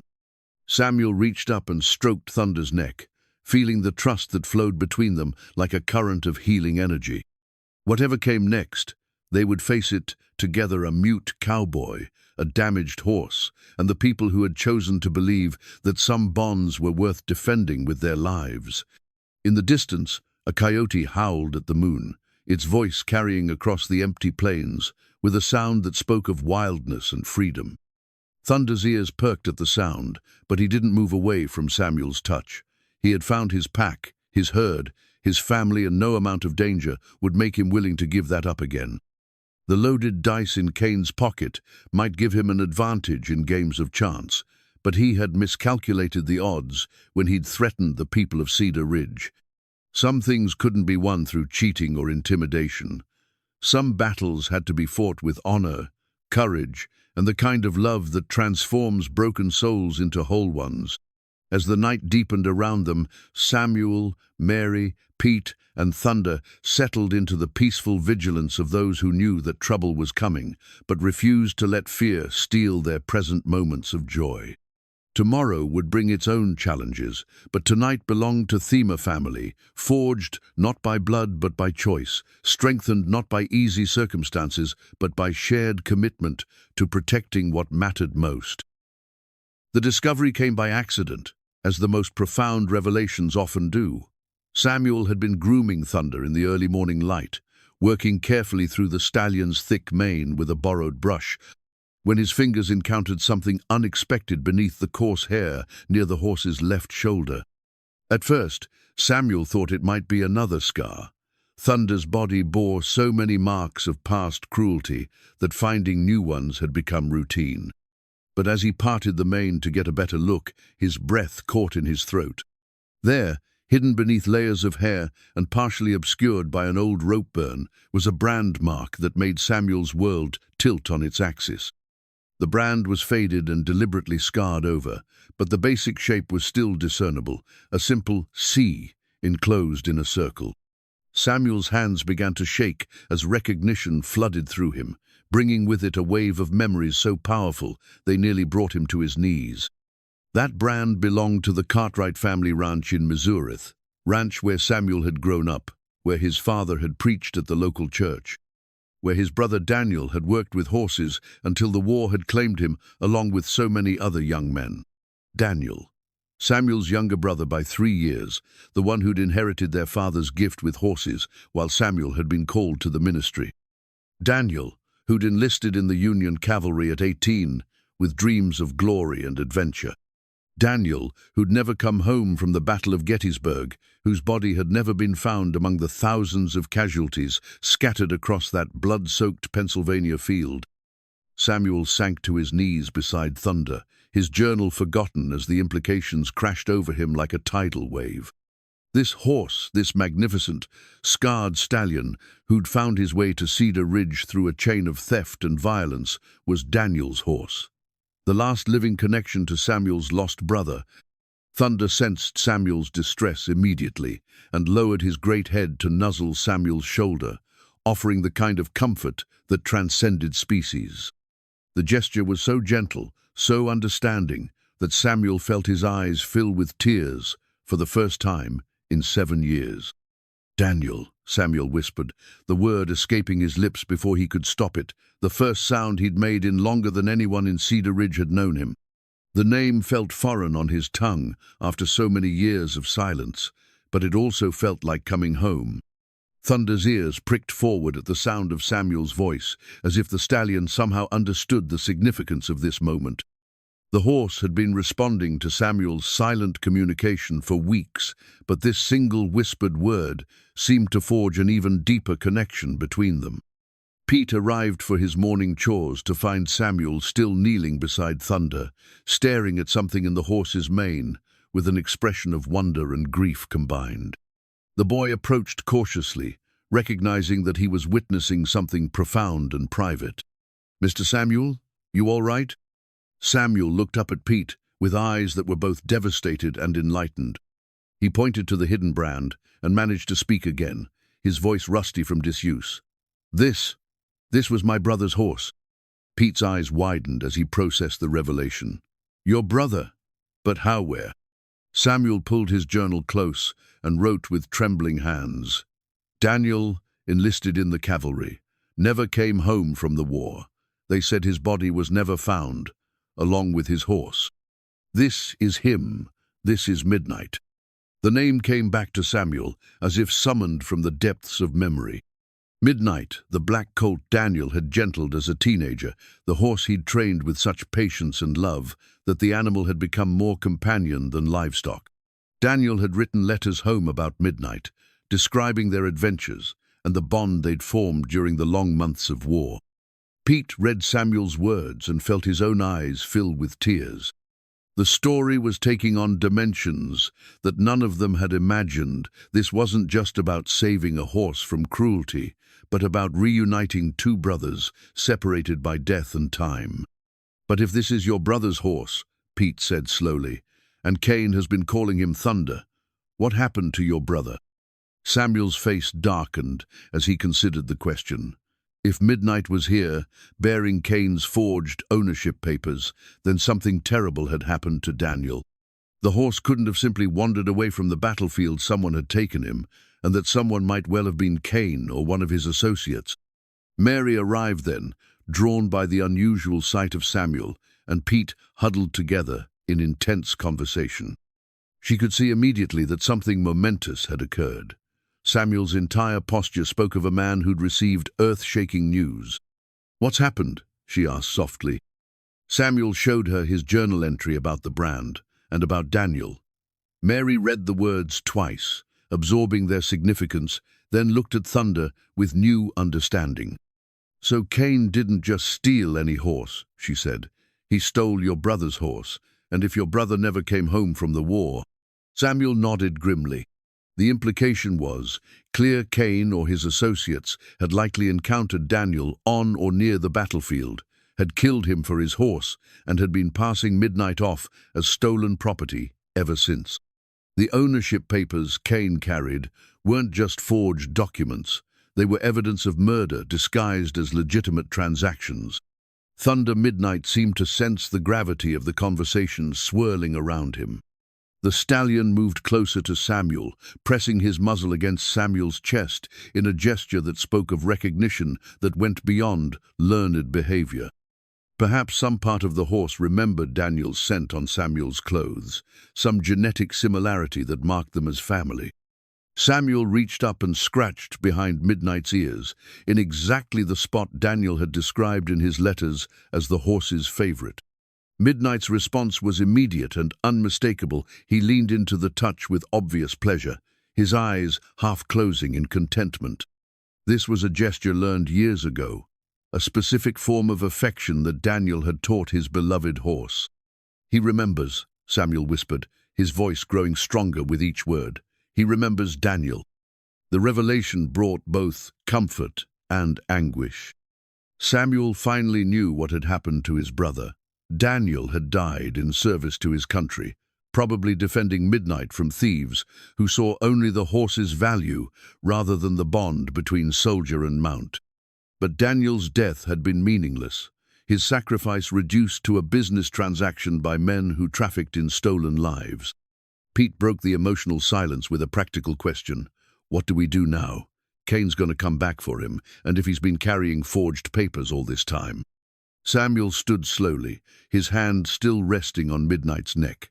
When he spoke, his voice carried a new quality, not just sound, but purpose. "Cain killed my brother," Samuel said, each word deliberate and weighted with years of suppressed grief. "He stole Daniel's horse and forged papers to sell him. He's been profiting from my brother's murder for years." Mary felt a chill run down her spine at the cold fury in Samuel's voice. She'd witnessed his transformation from silence to speech, but this was something more, the awakening of a man who'd found a cause worth fighting for. "The Rangers need to know about this," she said, "if we can prove that Cain murdered your brother." "How?" Pete interrupted. "Mr. Samuel's word against Cain's? We got no proof that his brother ever owned this horse except for a brand that could mean anything."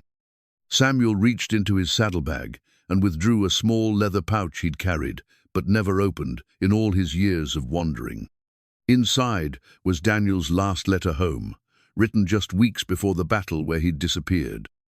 Samuel had read it so many times that he'd memorized every word, but he'd been unable to bear looking at Daniel's handwriting since receiving news of his death.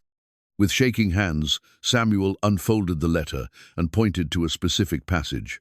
Mary read aloud, "Midnight's getting stronger every day. Yesterday he jumped a fence that was near 6 feet high, just because he saw a mare on the other side. I swear that horse has more personality than most people I know. He's got this funny habit of nudging my pocket when he wants sugar, and he always sleeps standing up unless there's danger. Then he lies down so he can get up fast if we need to run."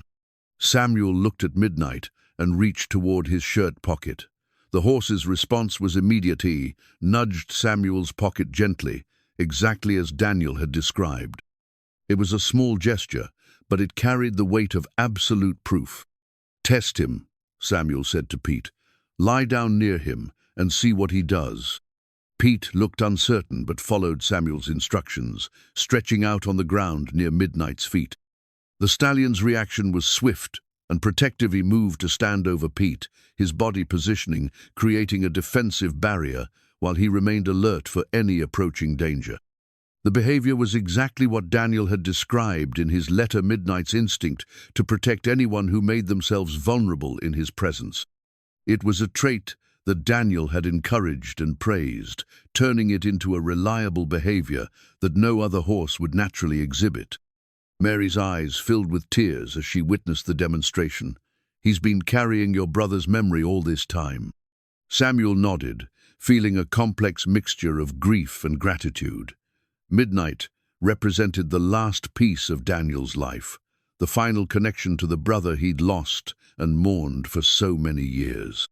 But the horse also represented something more, evidence of Cain's crimes and perhaps the key to bringing the killer to justice. "Cain will come back," Samuel said, his voice now steady and determined. "And when he does, we'll be ready for him. This isn't just about protecting Midnight anymore. It's about making Cain pay for what he did to Daniel." Pete stood up and brushed the dust from his clothes, his young face set with resolve. "What do you need us to do?" Samuel looked at his unlikely family, Mary with her fierce loyalty, Pete with his eager courage, and Midnight with his patient strength. For the first time in 7 years, Samuel felt like he had something worth fighting for, something that connected him to his past, while pointing toward a future filled with purpose. "We send word to the Rangers about what we've discovered," Samuel said, "and we prepare for Cain's return. Because when he comes, we're not just defending a horse, we're defending justice for my brother and every other person Cain has killed." Thunder Midnight nickered softly, as if understanding that his long journey from war-torn battlefields to this peaceful town had led him exactly where he needed to be. He was home at last, reunited with the only family his fallen master had left behind, ready to help bring the man who'd killed Daniel Cartwright to face the justice he'd avoided for far too long. The hidden brand had revealed more than just ownership. It had uncovered a legacy of violence that stretched back years and would soon come to its final reckoning in the dusty streets of Cedar Ridge. The telegram to the Texas Rangers carried more urgency than any message Harold Finch had ever sent. Samuel had dictated it word by word, while Mary transcribed his newly recovered voice. each sentence building a case that transformed Cain from a mere horse thief into something far more sinister. Urgent. Have located missing cavalry horse from Civil War belonging to Daniel Cartwright, enlisted Union Army 1863. Horse bears Cartwright family brand, responds to trained behaviors described in soldiers' letters. Suspect Silas Cain murdered Cartwright for horse, been using forged papers for years. Cain, real name Cordwainer, wanted for multiple murders. Request immediate assistance, situation dangerous. Sheriff Tom Williams, Cedar Ridge Territory. Within hours, the response crackled back across the telegraph wires. Assistance en route, U.S. Marshal Davidson departing Fort Smith with 3 deputies, estimated arrival 5 days. Maintain surveillance on suspect, but do not engage. Cordwainer, extremely dangerous. Protect evidence at all costs. 5 days. Samuel read the telegram with a mixture of relief and anxiety. Help was coming, but Cain could return at any time with hired guns and overwhelming force. The town would have to hold out until the federal marshals arrived, protecting both Midnight and the evidence that could finally bring Daniel's killer to justice. Sheriff Williams called a town meeting that evening, gathering Cedar Ridge's adult population in the schoolhouse to discuss their situation. The room buzzed with nervous energy as Williams explained what they were facing, not just a dispute over stolen property, but a confrontation with a multiple murderer who had everything to lose. "Folks," Williams began, his voice carrying the weight of his 15 years in law enforcement, "I won't lie to you. We're in a dangerous situation. Cain's got resources and experience we can't match, but we've got something he doesn't. We've got a community that looks after its own." Ezra Blackwood stood up, his massive frame commanding attention. "What do you need from us, Tom?" "Organization," Williams replied. "We need lookouts on all the roads leading into town. We need the women and children ready to take shelter if shooting starts. And we need every man who can handle a rifle ready to defend our home." Samuel listened to the planning with growing appreciation for the courage of these ordinary people. None of them were professional fighters, but they were willing to risk everything to protect what they believed was right. It reminded him of the biblical stories his father used to tell ordinary people called to extraordinary acts of faith. Old Doc Harrison raised his hand. "What about the horse? If Cain's really after him as evidence, maybe we should move him somewhere safer." "Where?" Mary asked. "Cain knows this territory, and we don't know who else might be working with him. Midnight's safest here, where we can protect him." Samuel stood slowly, feeling the weight of every eye in the room. When he spoke, his voice carried clearly in the hushed spacer sound that many of them were hearing for the first time. "Midnight isn't just evidence," Samuel said. "He's family. My brother died protecting him, and I'll die before I let Cain take him again." The simple declaration sent a ripple of determination through the crowd. Here was a man who'd found his voice to defend his family's honor, and his courage became contagious. Pete Murphy stood next to Samuel, his young face set with resolve. "I'll help guard him. Mr. Samuel taught me how to handle horses, and I know Midnight trusts me." One by one, other voices joined the chorus of commitment. Mary volunteered to coordinate supplies and communication. Ezra offered to forge additional weapons and fortify strategic positions. Even Mrs. Henderson, the 70-year-old widow who ran the general store, declared her intention to contribute by preparing food for the defenders. As the meeting broke up and people dispersed to their assignments, Samuel found himself surrounded by a sense of community he hadn't experienced since before the fire. These people were risking their lives for him and Midnight, creating the kind of family bonds that had nothing to do with blood and everything to do with choice. The next morning brought the first sign that Cain was preparing his return.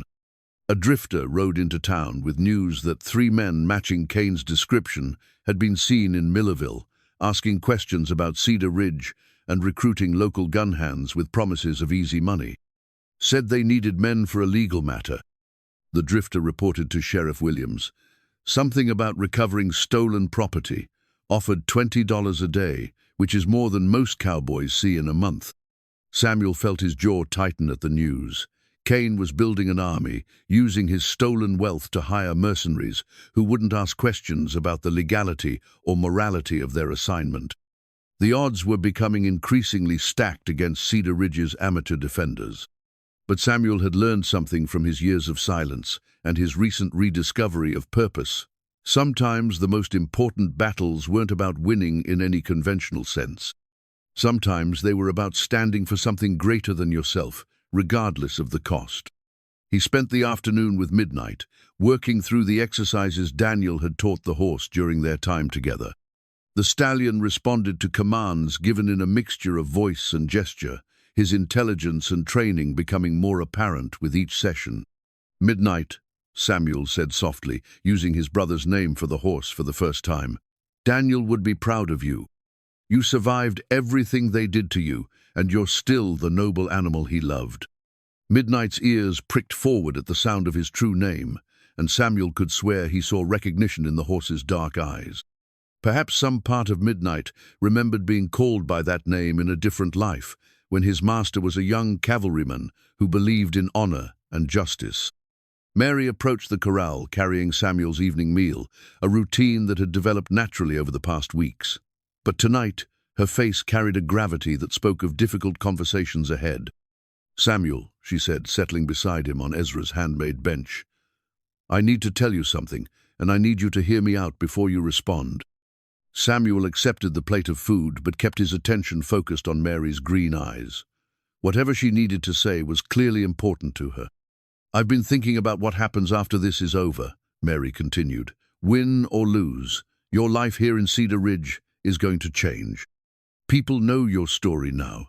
They know about Daniel and about your voice coming back.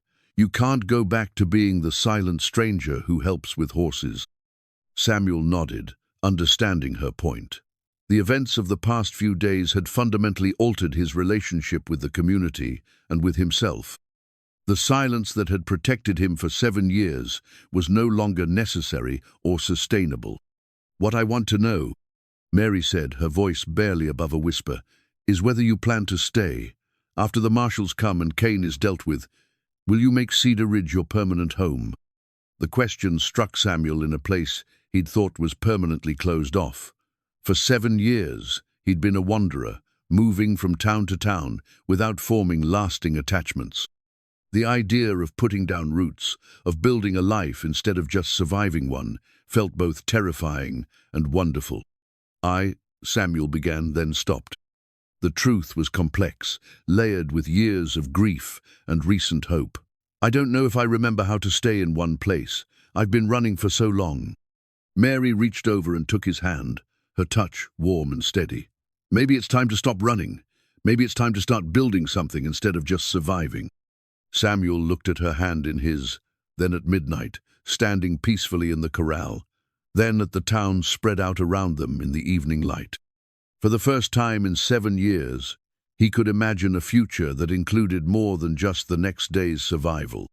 "If we survive this," Samuel said carefully, "if Cain doesn't destroy everything we're trying to protect, then yes, I'd like to stay. I'd like to build something here." Mary's smile was radiant in the lamplight. "Then we better make sure we survive this."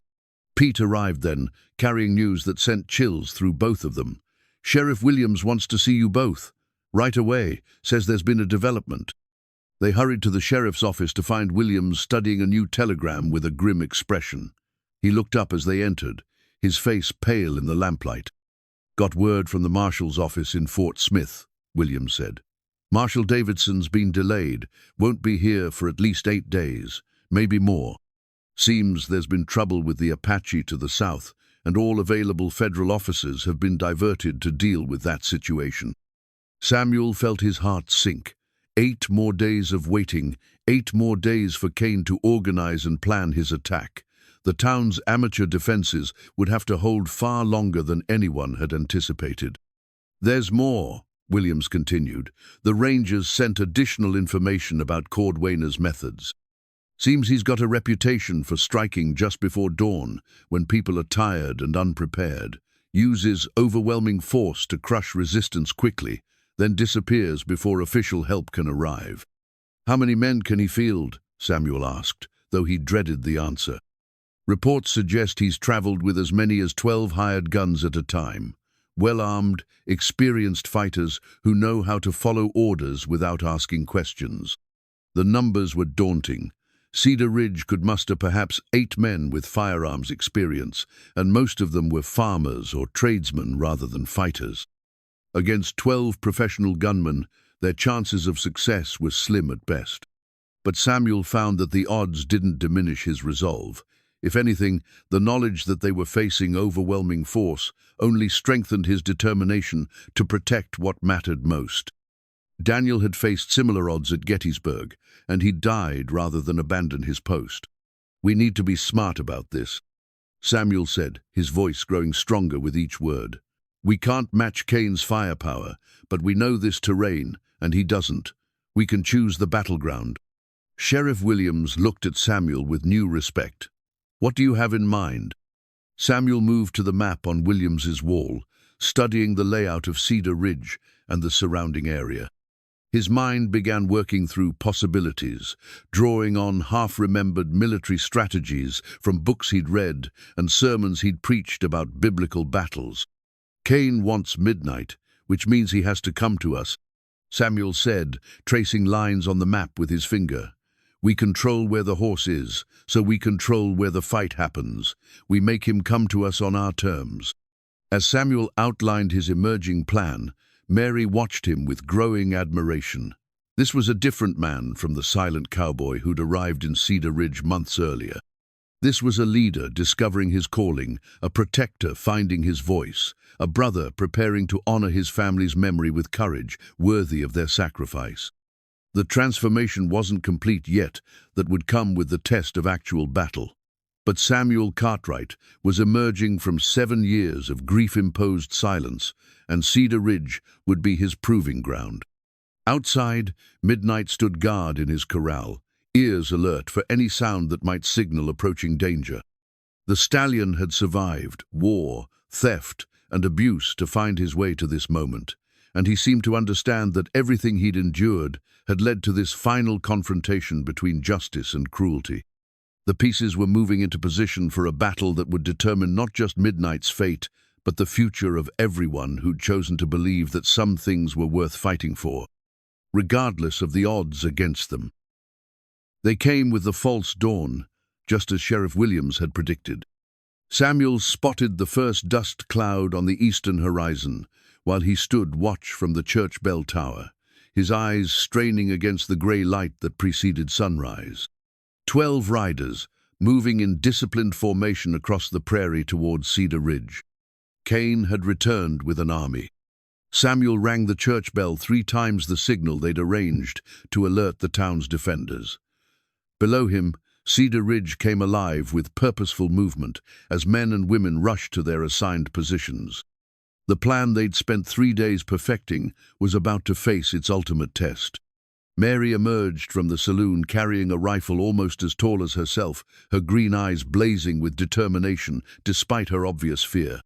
She'd insisted on taking a defensive position despite Samuel's protests, arguing that she could shoot as well as any man in town, and that Midnight needed every possible protector.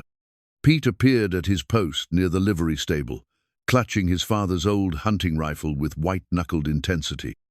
The boy had grown years in the past week, his youthful enthusiasm tempered by the sobering reality of facing professional killers in defense of his makeshift family. Ezra Blackwood had transformed his smithy into a fortress, barricading the windows with iron plates and positioning himself where he could cover the main street with his double-barreled shotgun. The massive blacksmith's calm demeanor steadied everyone around him, his presence radiating the kind of quiet confidence that came from a lifetime of hard work and moral certainty.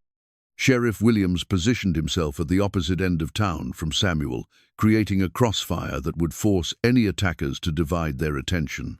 The sheriff's hands were steady on his rifle, but Samuel could see the weight of responsibility in the man's posture. 15 years of keeping peace through negotiation and compromise hadn't prepared him for open warfare. Samuel descended from the bell tower and made his way to Midnight's corral, where the stallion waited with alert intelligence. The horse sensed the tension, that gripped the town, his ears swiveling constantly as he monitored sounds that carried across the morning air. "Easy, boy," Samuel murmured, his voice carrying the calm authority he'd learned from years of working with frightened animals. "We're going to finish this today. One way or another, you'll be free." Midnight approached the fence and rested his great head against Samuel's shoulder, the gesture carrying all the trust and affection that had grown between them. For a moment, Samuel felt the weight of everything he was risking, not just his own life, but the lives of everyone who'd chosen to stand with him. The sound of approaching hoofbeats grew louder as Cain's force crested the hill overlooking Cedar Ridge. Even at a distance, Samuel could see that these weren't ordinary drifters or cowboys. They rode in formation, their weapons visible and ready, their movements coordinated with military precision. Cain himself was unmistakable at the front of the group, his pale eyes scanning the town for signs of resistance. He'd shed any pretense of legal propriety now. This was a raid, pure and simple, designed to take what he wanted through overwhelming force. The riders paused at the edge of town, and Samuel could hear Cain's voice carrying across the morning air, though he couldn't make out the specific words. Orders were being given, positions assigned, escape routes planned. This wasn't Cain's first assault on a defended position. Samuel felt a strange calm settle over him as he watched the enemy force deploy. After 7 years of running from confrontation, of avoiding situations that might require him to take a stand, he found himself oddly peaceful in the face of certain violence. Perhaps this was what Daniel had felt at Gettysburg, the serenity that came from knowing you were exactly where you needed to be, doing exactly what needed to be done. "Samuel," Mary's voice called from her position behind the saloon's reinforced walls. "They're moving." Cain's force had split into 3 groups. 4 men rode straight down the main street, while the others circled to approach from different angles, classic tactics designed to overwhelm defenders who might be expecting a frontal assault. Samuel checked his weapons one final time, his rifle, his revolver, and the knife that had belonged to his father. He'd also prepared something else, cavalry bugle that Doc Harrison had kept from his own service in the Mexican War. If Samuel's plan worked, that bugle would signal the beginning of the end for Cain's criminal career. The first shots rang out as Cain's advance riders encountered Ezra's position at the smithy. The blacksmith's shotgun boomed like thunder, and one of the attackers tumbled from his saddle with a cry of pain and surprise. The battle for Cedar Ridge had begun. Samuel moved quickly to his own firing position, a carefully prepared spot behind the church where he could cover Midnight's corral while remaining hidden from the main street. His rifle was loaded and ready, his spare ammunition arranged within easy reach. Cain's voice cut through the gunfire, shouting orders that revealed his growing frustration. The resistance was stronger than he'd expected, the townspeople better organized and more determined than a simple raid should have encountered. A bullet splintered the wood inches from Samuel's head, reminding him that this wasn't a strategic exercise, but a life-and-death struggle. He returned fire carefully, aiming for the muzzle flashes that revealed his enemy's positions rather than trying for killing shots he wasn't trained to make. The sound of gunfire was constant now, a rolling thunder that echoed off the buildings and sent terrified animals throughout the town into frenzied flight. But through it all, Midnight remained calm in his corral, trusting Samuel to protect him from the violence that had claimed his first master. Pete's rifle cracked from his position near the livery, and Samuel saw one of Cain's flanking riders stagger in his saddle. The boy was holding his own despite his youth, proving that courage could overcome inexperience when the cause was just. But Cain's men were professionals, and they were beginning to adapt to the town's defenses. Samuel watched with growing concern as they coordinated their movements, using covering fire to advance from building to building toward Midnight's corral. The plan Samuel had developed depended on forcing Cain into a single, decisive confrontation, rather than allowing his superior numbers to grind down the defenders through attrition. It was time for the most dangerous part of the strategy, making himself the target that Cain couldn't resist. Samuel stood up from his protected position and walked deliberately into the open space near Midnight's corral. He was completely exposed now, an easy target for any of Cain's men, but he was also exactly where Cain needed him to be. "Cain!" Samuel shouted, his voice carrying clearly across the battlefield. "You want the horse? Come and take him." The gunfire slackened as Cain's attention focused on this unexpected development. Samuel could see the man's pale eyes fixed on him from across the street, calculating odds and measuring opportunities. "The famous mute cowboy found his voice," Cain called back, his tone mocking despite the carnage around him. "Too bad. You won't live long enough to say much more." Cain gestured to two of his men, and they began moving toward Samuel's position with their weapons raised.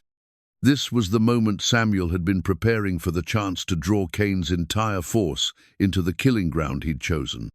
Samuel raised the cavalry bugle to his lips and blew the charge, the same call that Daniel would have heard at Gettysburg, the same notes that had summoned Union cavalry to 100 desperate battles. The sound seemed to freeze time for an instant, connecting past and present in a way that transcended the immediate violence. But the bugle call wasn't just symbolicit, was also a signal. As the last note faded, the crack of rifle fire erupted from unexpected positions throughout the town. Samuel's secret weapon wasn't superior firepower or military training, it was the element of surprise provided by defenders Cain hadn't known existed. The hidden defenders materialized from positions Cain's reconnaissance had missed entirely. Doc Harrison emerged from behind his clinic with a Spencer rifle. Mrs. Henderson appeared in her store's upper window with her late husband's military carbine, and 3 farmers who'd ridden in before dawn opened fire from carefully concealed positions on the town's outskirts. Cain's tactical advantage evaporated in seconds as his force found themselves caught in a crossfire they hadn't anticipated. But Cain himself was no amateur, survived too many battles to panic under pressure. His pale eyes swept the battlefield, quickly identifying the new threat positions and adapting his strategy accordingly. "Spread out," Cain bellowed to his remaining men. "They can't cover everything. Take the horse and kill anyone who tries to stop you." Samuel watched Cain's men reorganize with professional efficiency, their initial surprise giving way to the kind of coordinated response that spoke of extensive combat experience. The town's defenders had evened the odds, but this was far from over. 2 of Cain's gunmen broke from cover and rushed toward Midnight's corral, their weapons blazing as they tried to overwhelm Samuel's position through speed and firepower. Samuel dropped to one knee and fired carefully, his shot catching the lead attacker in the shoulder and spinning him around. But the second man kept coming, his revolver tracking toward Samuel with deadly intent. The crack of Pete's rifle from the livery stable saved Samuel's life, the bullet taking the charging gunman in the chest and dropping him face first into the dust. The boy had shown remarkable courage and skill under fire, proving that character mattered more than age when survival was at stake. But Cain had been using the assault on the corral as a diversion. While Samuel fought off the direct attack, Cain himself had circled around to approach from the blind side of the church. Samuel caught movement in his peripheral vision and turned to find Cain emerging from behind the building, his gun already drawn and aimed. "End of the line, preacher man," Cain said, his voice carrying the cold satisfaction of someone who'd finally cornered his prey. "You cost me time, money, and men. Now you're going to pay for all of it." Samuel faced Cain across 30 feet of dusty ground, his own weapon lowered but ready. This was the moment he'd been preparing for, since the discovery of Daniel's brand on Midnight's shoulder, the chance to face his brother's killer and demand justice for crimes that had gone unpunished for too long. "You murdered my brother," Samuel said, his voice steady despite the gun pointed at his heart. "Daniel Cartwright. You killed him and stole his horse." Cain's smile was sharp and humorless. "Cartwright. Yeah, I remember him. Young cavalry officer, thought he was some kind of hero. Put up quite a fight when I found him wounded after Gettysburg. Kept trying to protect that damn horse, even when he was bleeding to death." The casual cruelty in Cain's voice ignited something primal in Samuel's chest, a fury that had been building for 7 years. Fed by grief and loss, and the terrible knowledge that evil sometimes prospered while good men died, unremembered. "He was wounded?" Samuel asked, though part of him didn't want to know the details of his brother's final moments. "Cavalry charge went bad," Cain continued, clearly enjoying the pain his words were causing. "Found him pinned under his horse with a Confederate saber in his side. Could have put him out of his misery quick, but he kept fighting me for the animal, so I made it slow."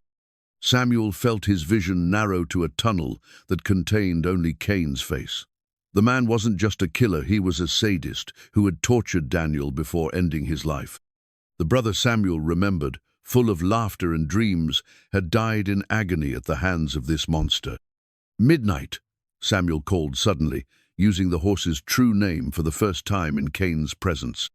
The stallion's response was immediate and electric.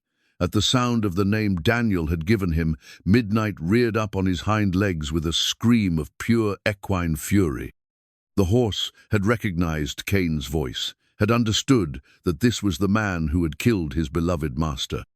Cain's attention wavered for just an instant as Midnight's scream pierced the air, and that instant was all Samuel needed.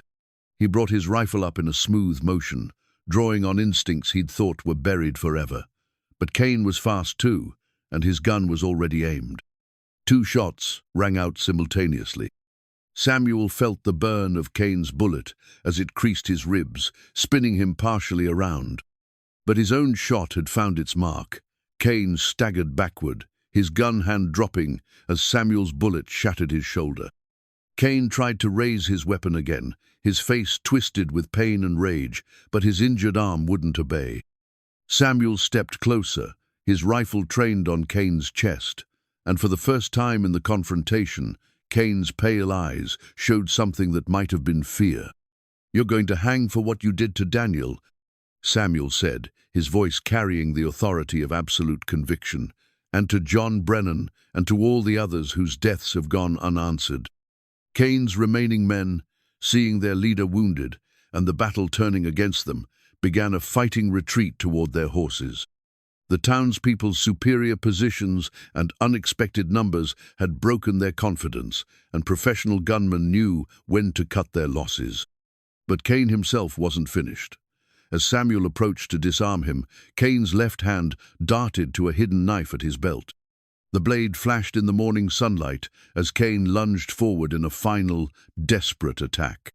Samuel saw the knife coming, but couldn't bring his rifle around in time to block it. The blade was inches from his chest when Midnight exploded through the corral fence like a black thunderbolt. The stallion's shoulder caught Cain in mid-lunge, sending the killer flying through the air to land hard against the church wall. Cain's knife spun away into the dust as Midnight reared over him, hooves flashing with deadly intent. "Midnight, no," Samuel commanded, his voice carrying the same authority Daniel would have used. The stallion froze in mid-strike, his hooves hanging in the air inches from Cain's skull. For a long moment, horse and man stared at each other, the killer who had murdered his master and the animal who had every right to exact vengeance. But Midnight was more than his pain. He was the product of Daniel's patient training, the embodiment of a good man's belief that violence should always be the last resort rather than the first response. Slowly, deliberately, Midnight backed away from Cain's prostrate form. Cain lay unconscious against the church wall, blood seeping from wounds that were serious but not fatal. He would live to stand trial, to face justice for his crimes, to answer for the lives he'd destroyed. It was more mercy than he'd shown his victims, but it was the right choice, the choice Daniel would have made. Sheriff Williams approached with rope and shackles, his face grim with satisfaction. "Samuel, I've got to say, that was the finest piece of justice I've seen in 15 years of law enforcement." Samuel knelt beside Midnight and ran his hands along the horse's legs, checking for injuries from his charge through the fence. The stallion was unharmed, his magnificent spirit unbroken despite everything he'd endured. "Easy, boy," Samuel murmured. "It's over. You're safe now. We're both safe." Mary appeared at Samuel's side, her green eyes bright with unshed tears of relief and pride. She'd watched the entire confrontation from her position behind the saloon, had seen Samuel face down his brother's killer with courage that took her breath away. Pete ran over from the livery stable, his young face glowing with excitement and admiration. "Mr. Samuel, you did it. You got him." But Samuel was looking at Midnight, seeing in the horse's intelligent eyes the same peace that was settling into his own heart. The long journey that had begun with Daniel's death at Gettysburg was finally complete. Justice had been served, not through vengeance but through the kind of moral courage that honored the memory of good men everywhere. As the dust settled and the survivors counted their blessings, Samuel Cartwright stood with his hand on his brother's horse and felt something he hadn't experienced in 7 years. The quiet satisfaction that came from knowing he was exactly where he belonged, doing exactly what he was meant to do. The battle for Cedar Ridge was over, but the healing was just beginning. 6 months later, Samuel Cartwright stood in the same spot where he'd faced Cain's guns, but the scene around him had been transformed by peace and purpose. Where blood had once stained the dust, wild flowers now grew in colorful profusion. Where the sound of gunfire had echoed off building walls, children's laughter now filled the morning air. Midnight grazed peacefully in a newly expanded pasture behind the church, his magnificent coat gleaming in the spring sunshine. The scars were still there. They would always be there, but they no longer defined him. He was no longer a damaged creature bearing the marks of cruelty, but a proud stallion who had survived everything life could throw at him and emerged stronger for the experience. Ezra Blackwood had crafted a new saddle specifically for Midnight. The leather worked with intricate designs that told the story of the horse's journey from war to peace. The saddle bore no resemblance to the cruel contraption Cain had used. This was a thing of beauty and function, designed to honor the bond between horse and rider rather than enforce submission through pain. Samuel ran his hands over the smooth leather, appreciating the craftsmanship and the love that had gone into its creation. In 3 days, he would use this saddle for the first time, taking Midnight on a journey that would complete the circle of healing that had begun with Daniel's death so many years ago. The trial of Silas Cordwainer had been swift and decisive. Faced with overwhelming evidence of his crimes, including Daniel's letters, the hidden brand on Midnight, and testimony from multiple witnesses, Cain had been convicted on charges ranging from horse theft to first-degree murder. The judge had sentenced him to hang, and justice had been served in a Fort Smith courtroom with all the dignity and finality that the law could provide. Samuel had attended the trial, not out of vengeance but out of obligation to his brother's memory. He testified about the brand, about Midnight's behavioral responses, and about the evidence that connected Cain to Daniel's murder. When the verdict was read, Samuel had felt not triumph but relief. The long hunt for justice was finally over. Mary emerged from the church carrying a simple bouquet of wild flowers, her wedding dress, a vision of white silk and lace that transformed her from the practical saloon owner into something approaching an angel. In an hour, she would become Mrs. Samuel Cartwright, in a ceremony that would unite not just 2 hearts but 2 souls who had found healing in each other's love. "Second thoughts?" Mary asked with a smile that held just enough mischief to let Samuel know she was teasing. "Not a one," Samuel replied, his voice carrying the quiet confidence of a man who had found his place in the world. "Though I still can't quite believe you agreed to marry a former preacher who spent 7 years refusing to speak to God or anyone else." Mary reached up and straightened his tie, her touch gentle and possessive. "I'm marrying the man who found his voice to defend what he loved. The man who stood up to killers and thieves because it was the right thing to do. The man who taught a wounded horse to trust again." Pete Murphy appeared around the corner of the church, resplendent in his first adult suit and grinning with the excitement of someone who'd been entrusted with important responsibilities. At 17, Pete had grown into the kind of man his father would have been proud of, honest, hard-working, and possessed of a moral courage that had been tested and proven in the crucible of real danger. "Everyone's ready inside," Pete announced. "Doc Harrison says he's been practicing the wedding march on that old organ until his neighbors are ready to shoot him, and Sheriff Williams keeps checking his watch like he's afraid you might run off." Samuel laughed, a sound that had become common in Cedar Ridge over the past months.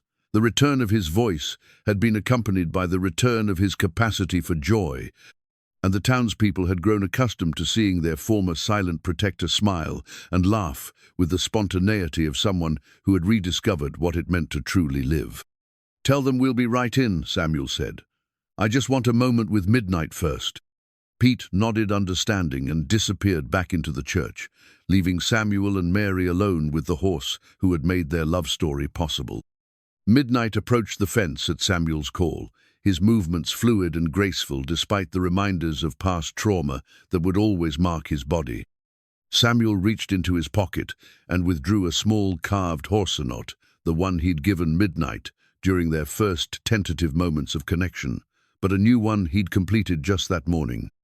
This carving depicted not a generic horse, but Midnight specifically, capturing the stallion's noble bearing and indomitable spirit in smooth lines of polished wood. "A wedding gift," Samuel explained to Mary as he offered the carving to Midnight. "For the horse who brought us together." Midnight sniffed the wooden figure delicately, then allowed Samuel to place it on the fence post, where it would remain as a permanent reminder of the bond between them. The stallion's dark eyes held intelligence and contentment, the look of a creature who had found his place in the world and knew himself to be loved. The church bell began to ring, calling the community to witness the union of two souls who had found each other through shared trials and mutual healing. Samuel offered Mary his arm, and together they walked toward the church where their friends and neighbors waited to celebrate the beginning of their new life together. As they passed Midnight's pasture, the stallion nickered softly, not the scream of pain and fury that had once defined him, but the gentle greeting of a horse calling to his family. Samuel paused to acknowledge the sound with a nod and a smile, then continued toward the church door. Inside, the entire population of Cedar Ridge had gathered to witness the ceremony. Ezra Blackwood stood as Samuel's best man, his massive frame squeezed into his finest clothes. Mrs. Henderson served as Mary's matron of honor, her stern features softened by genuine affection for the bride. Sheriff Williams waited at the altar with his Bible open, ready to perform his first wedding ceremony in his 15 years of law enforcement. Doc Harrison's organ playing filled the small sanctuary with music that spoke of new beginnings and eternal promises. As Samuel and Mary walked down the aisle together, past the faces of people who had risked their lives to protect what was right, Samuel felt a profound sense of coming home. The vows they exchanged were simple but heartfelt, spoken in voices that carried clearly to every corner of the church. When Sheriff Williams pronounced them husband and wife, the congregation erupted in applause and cheers that could probably be heard all the way to the next county. Later, as the celebration moved to the copper dollar for food and dancing, Samuel found himself standing on the saloon's front porch with Pete, watching Midnight graze peacefully in the distance. The boy had become like a son to Samuel, learning not just the craft of horse training, but the deeper lessons about character and courage that would serve him well throughout his life. "What happens now?" Pete asked, echoing the same question Mary had posed months earlier. Samuel considered the question while watching his wife laugh with Mrs. Henderson over some private joke. Tomorrow, he would begin his new role as Cedar Ridge's official minister, serving a congregation that had already seen him at his worst and accepted him despite his flaws. Next week, he and Mary would travel to Missouri to visit Daniel's grave and introduce Midnight to the place where his journey had begun. But tonight was for celebration, for gratitude, for the recognition that healing was possible even for the most wounded among them. Tonight was for acknowledging that love could triumph over loss, that communities could stand together against injustice, and that sometimes the most broken things became the strongest once they were properly mended. "Now we live," Samuel said simply. "We build something worth protecting, and we remember that every day is a gift that shouldn't be wasted on old grievances or future fears." Pete nodded with the wisdom of someone who had learned profound truths at an unusually young age. "And Midnight?" Samuel smiled as he watched the stallion move through his pasture with the fluid grace of a creature completely at peace with his environment. "Midnight gets to be what Daniel always intended him to be, horse, who knows he's loved, who has a home where he belongs and who can trust that tomorrow will be better than yesterday. As the sun set over Cedar Ridge, painting the sky in shades of gold and crimson, Samuel Cartwright stood with his makeshift family and felt the deep satisfaction that came from knowing he was exactly where he belonged. The silence that had defined 7 years of his life had been replaced by laughter, conversation, and the comfortable sounds of a community at peace.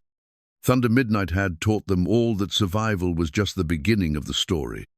The real triumph came in learning to trust again, to love again, to believe that broken things could be made whole through patience, kindness, and the unwavering commitment to doing what was right, regardless of the cost. In the distance, a coyote howled at the rising moon, its voice carrying across the empty plains with a sound that spoke of wildness and freedom. But tonight, that wildness felt like a celebration rather than a threat, a reminder that some things would always remain untamed, and that was exactly as it should be. Samuel Cartwright, former preacher, former silent wanderer, current husband and community leader, listened to that wild call and smiled.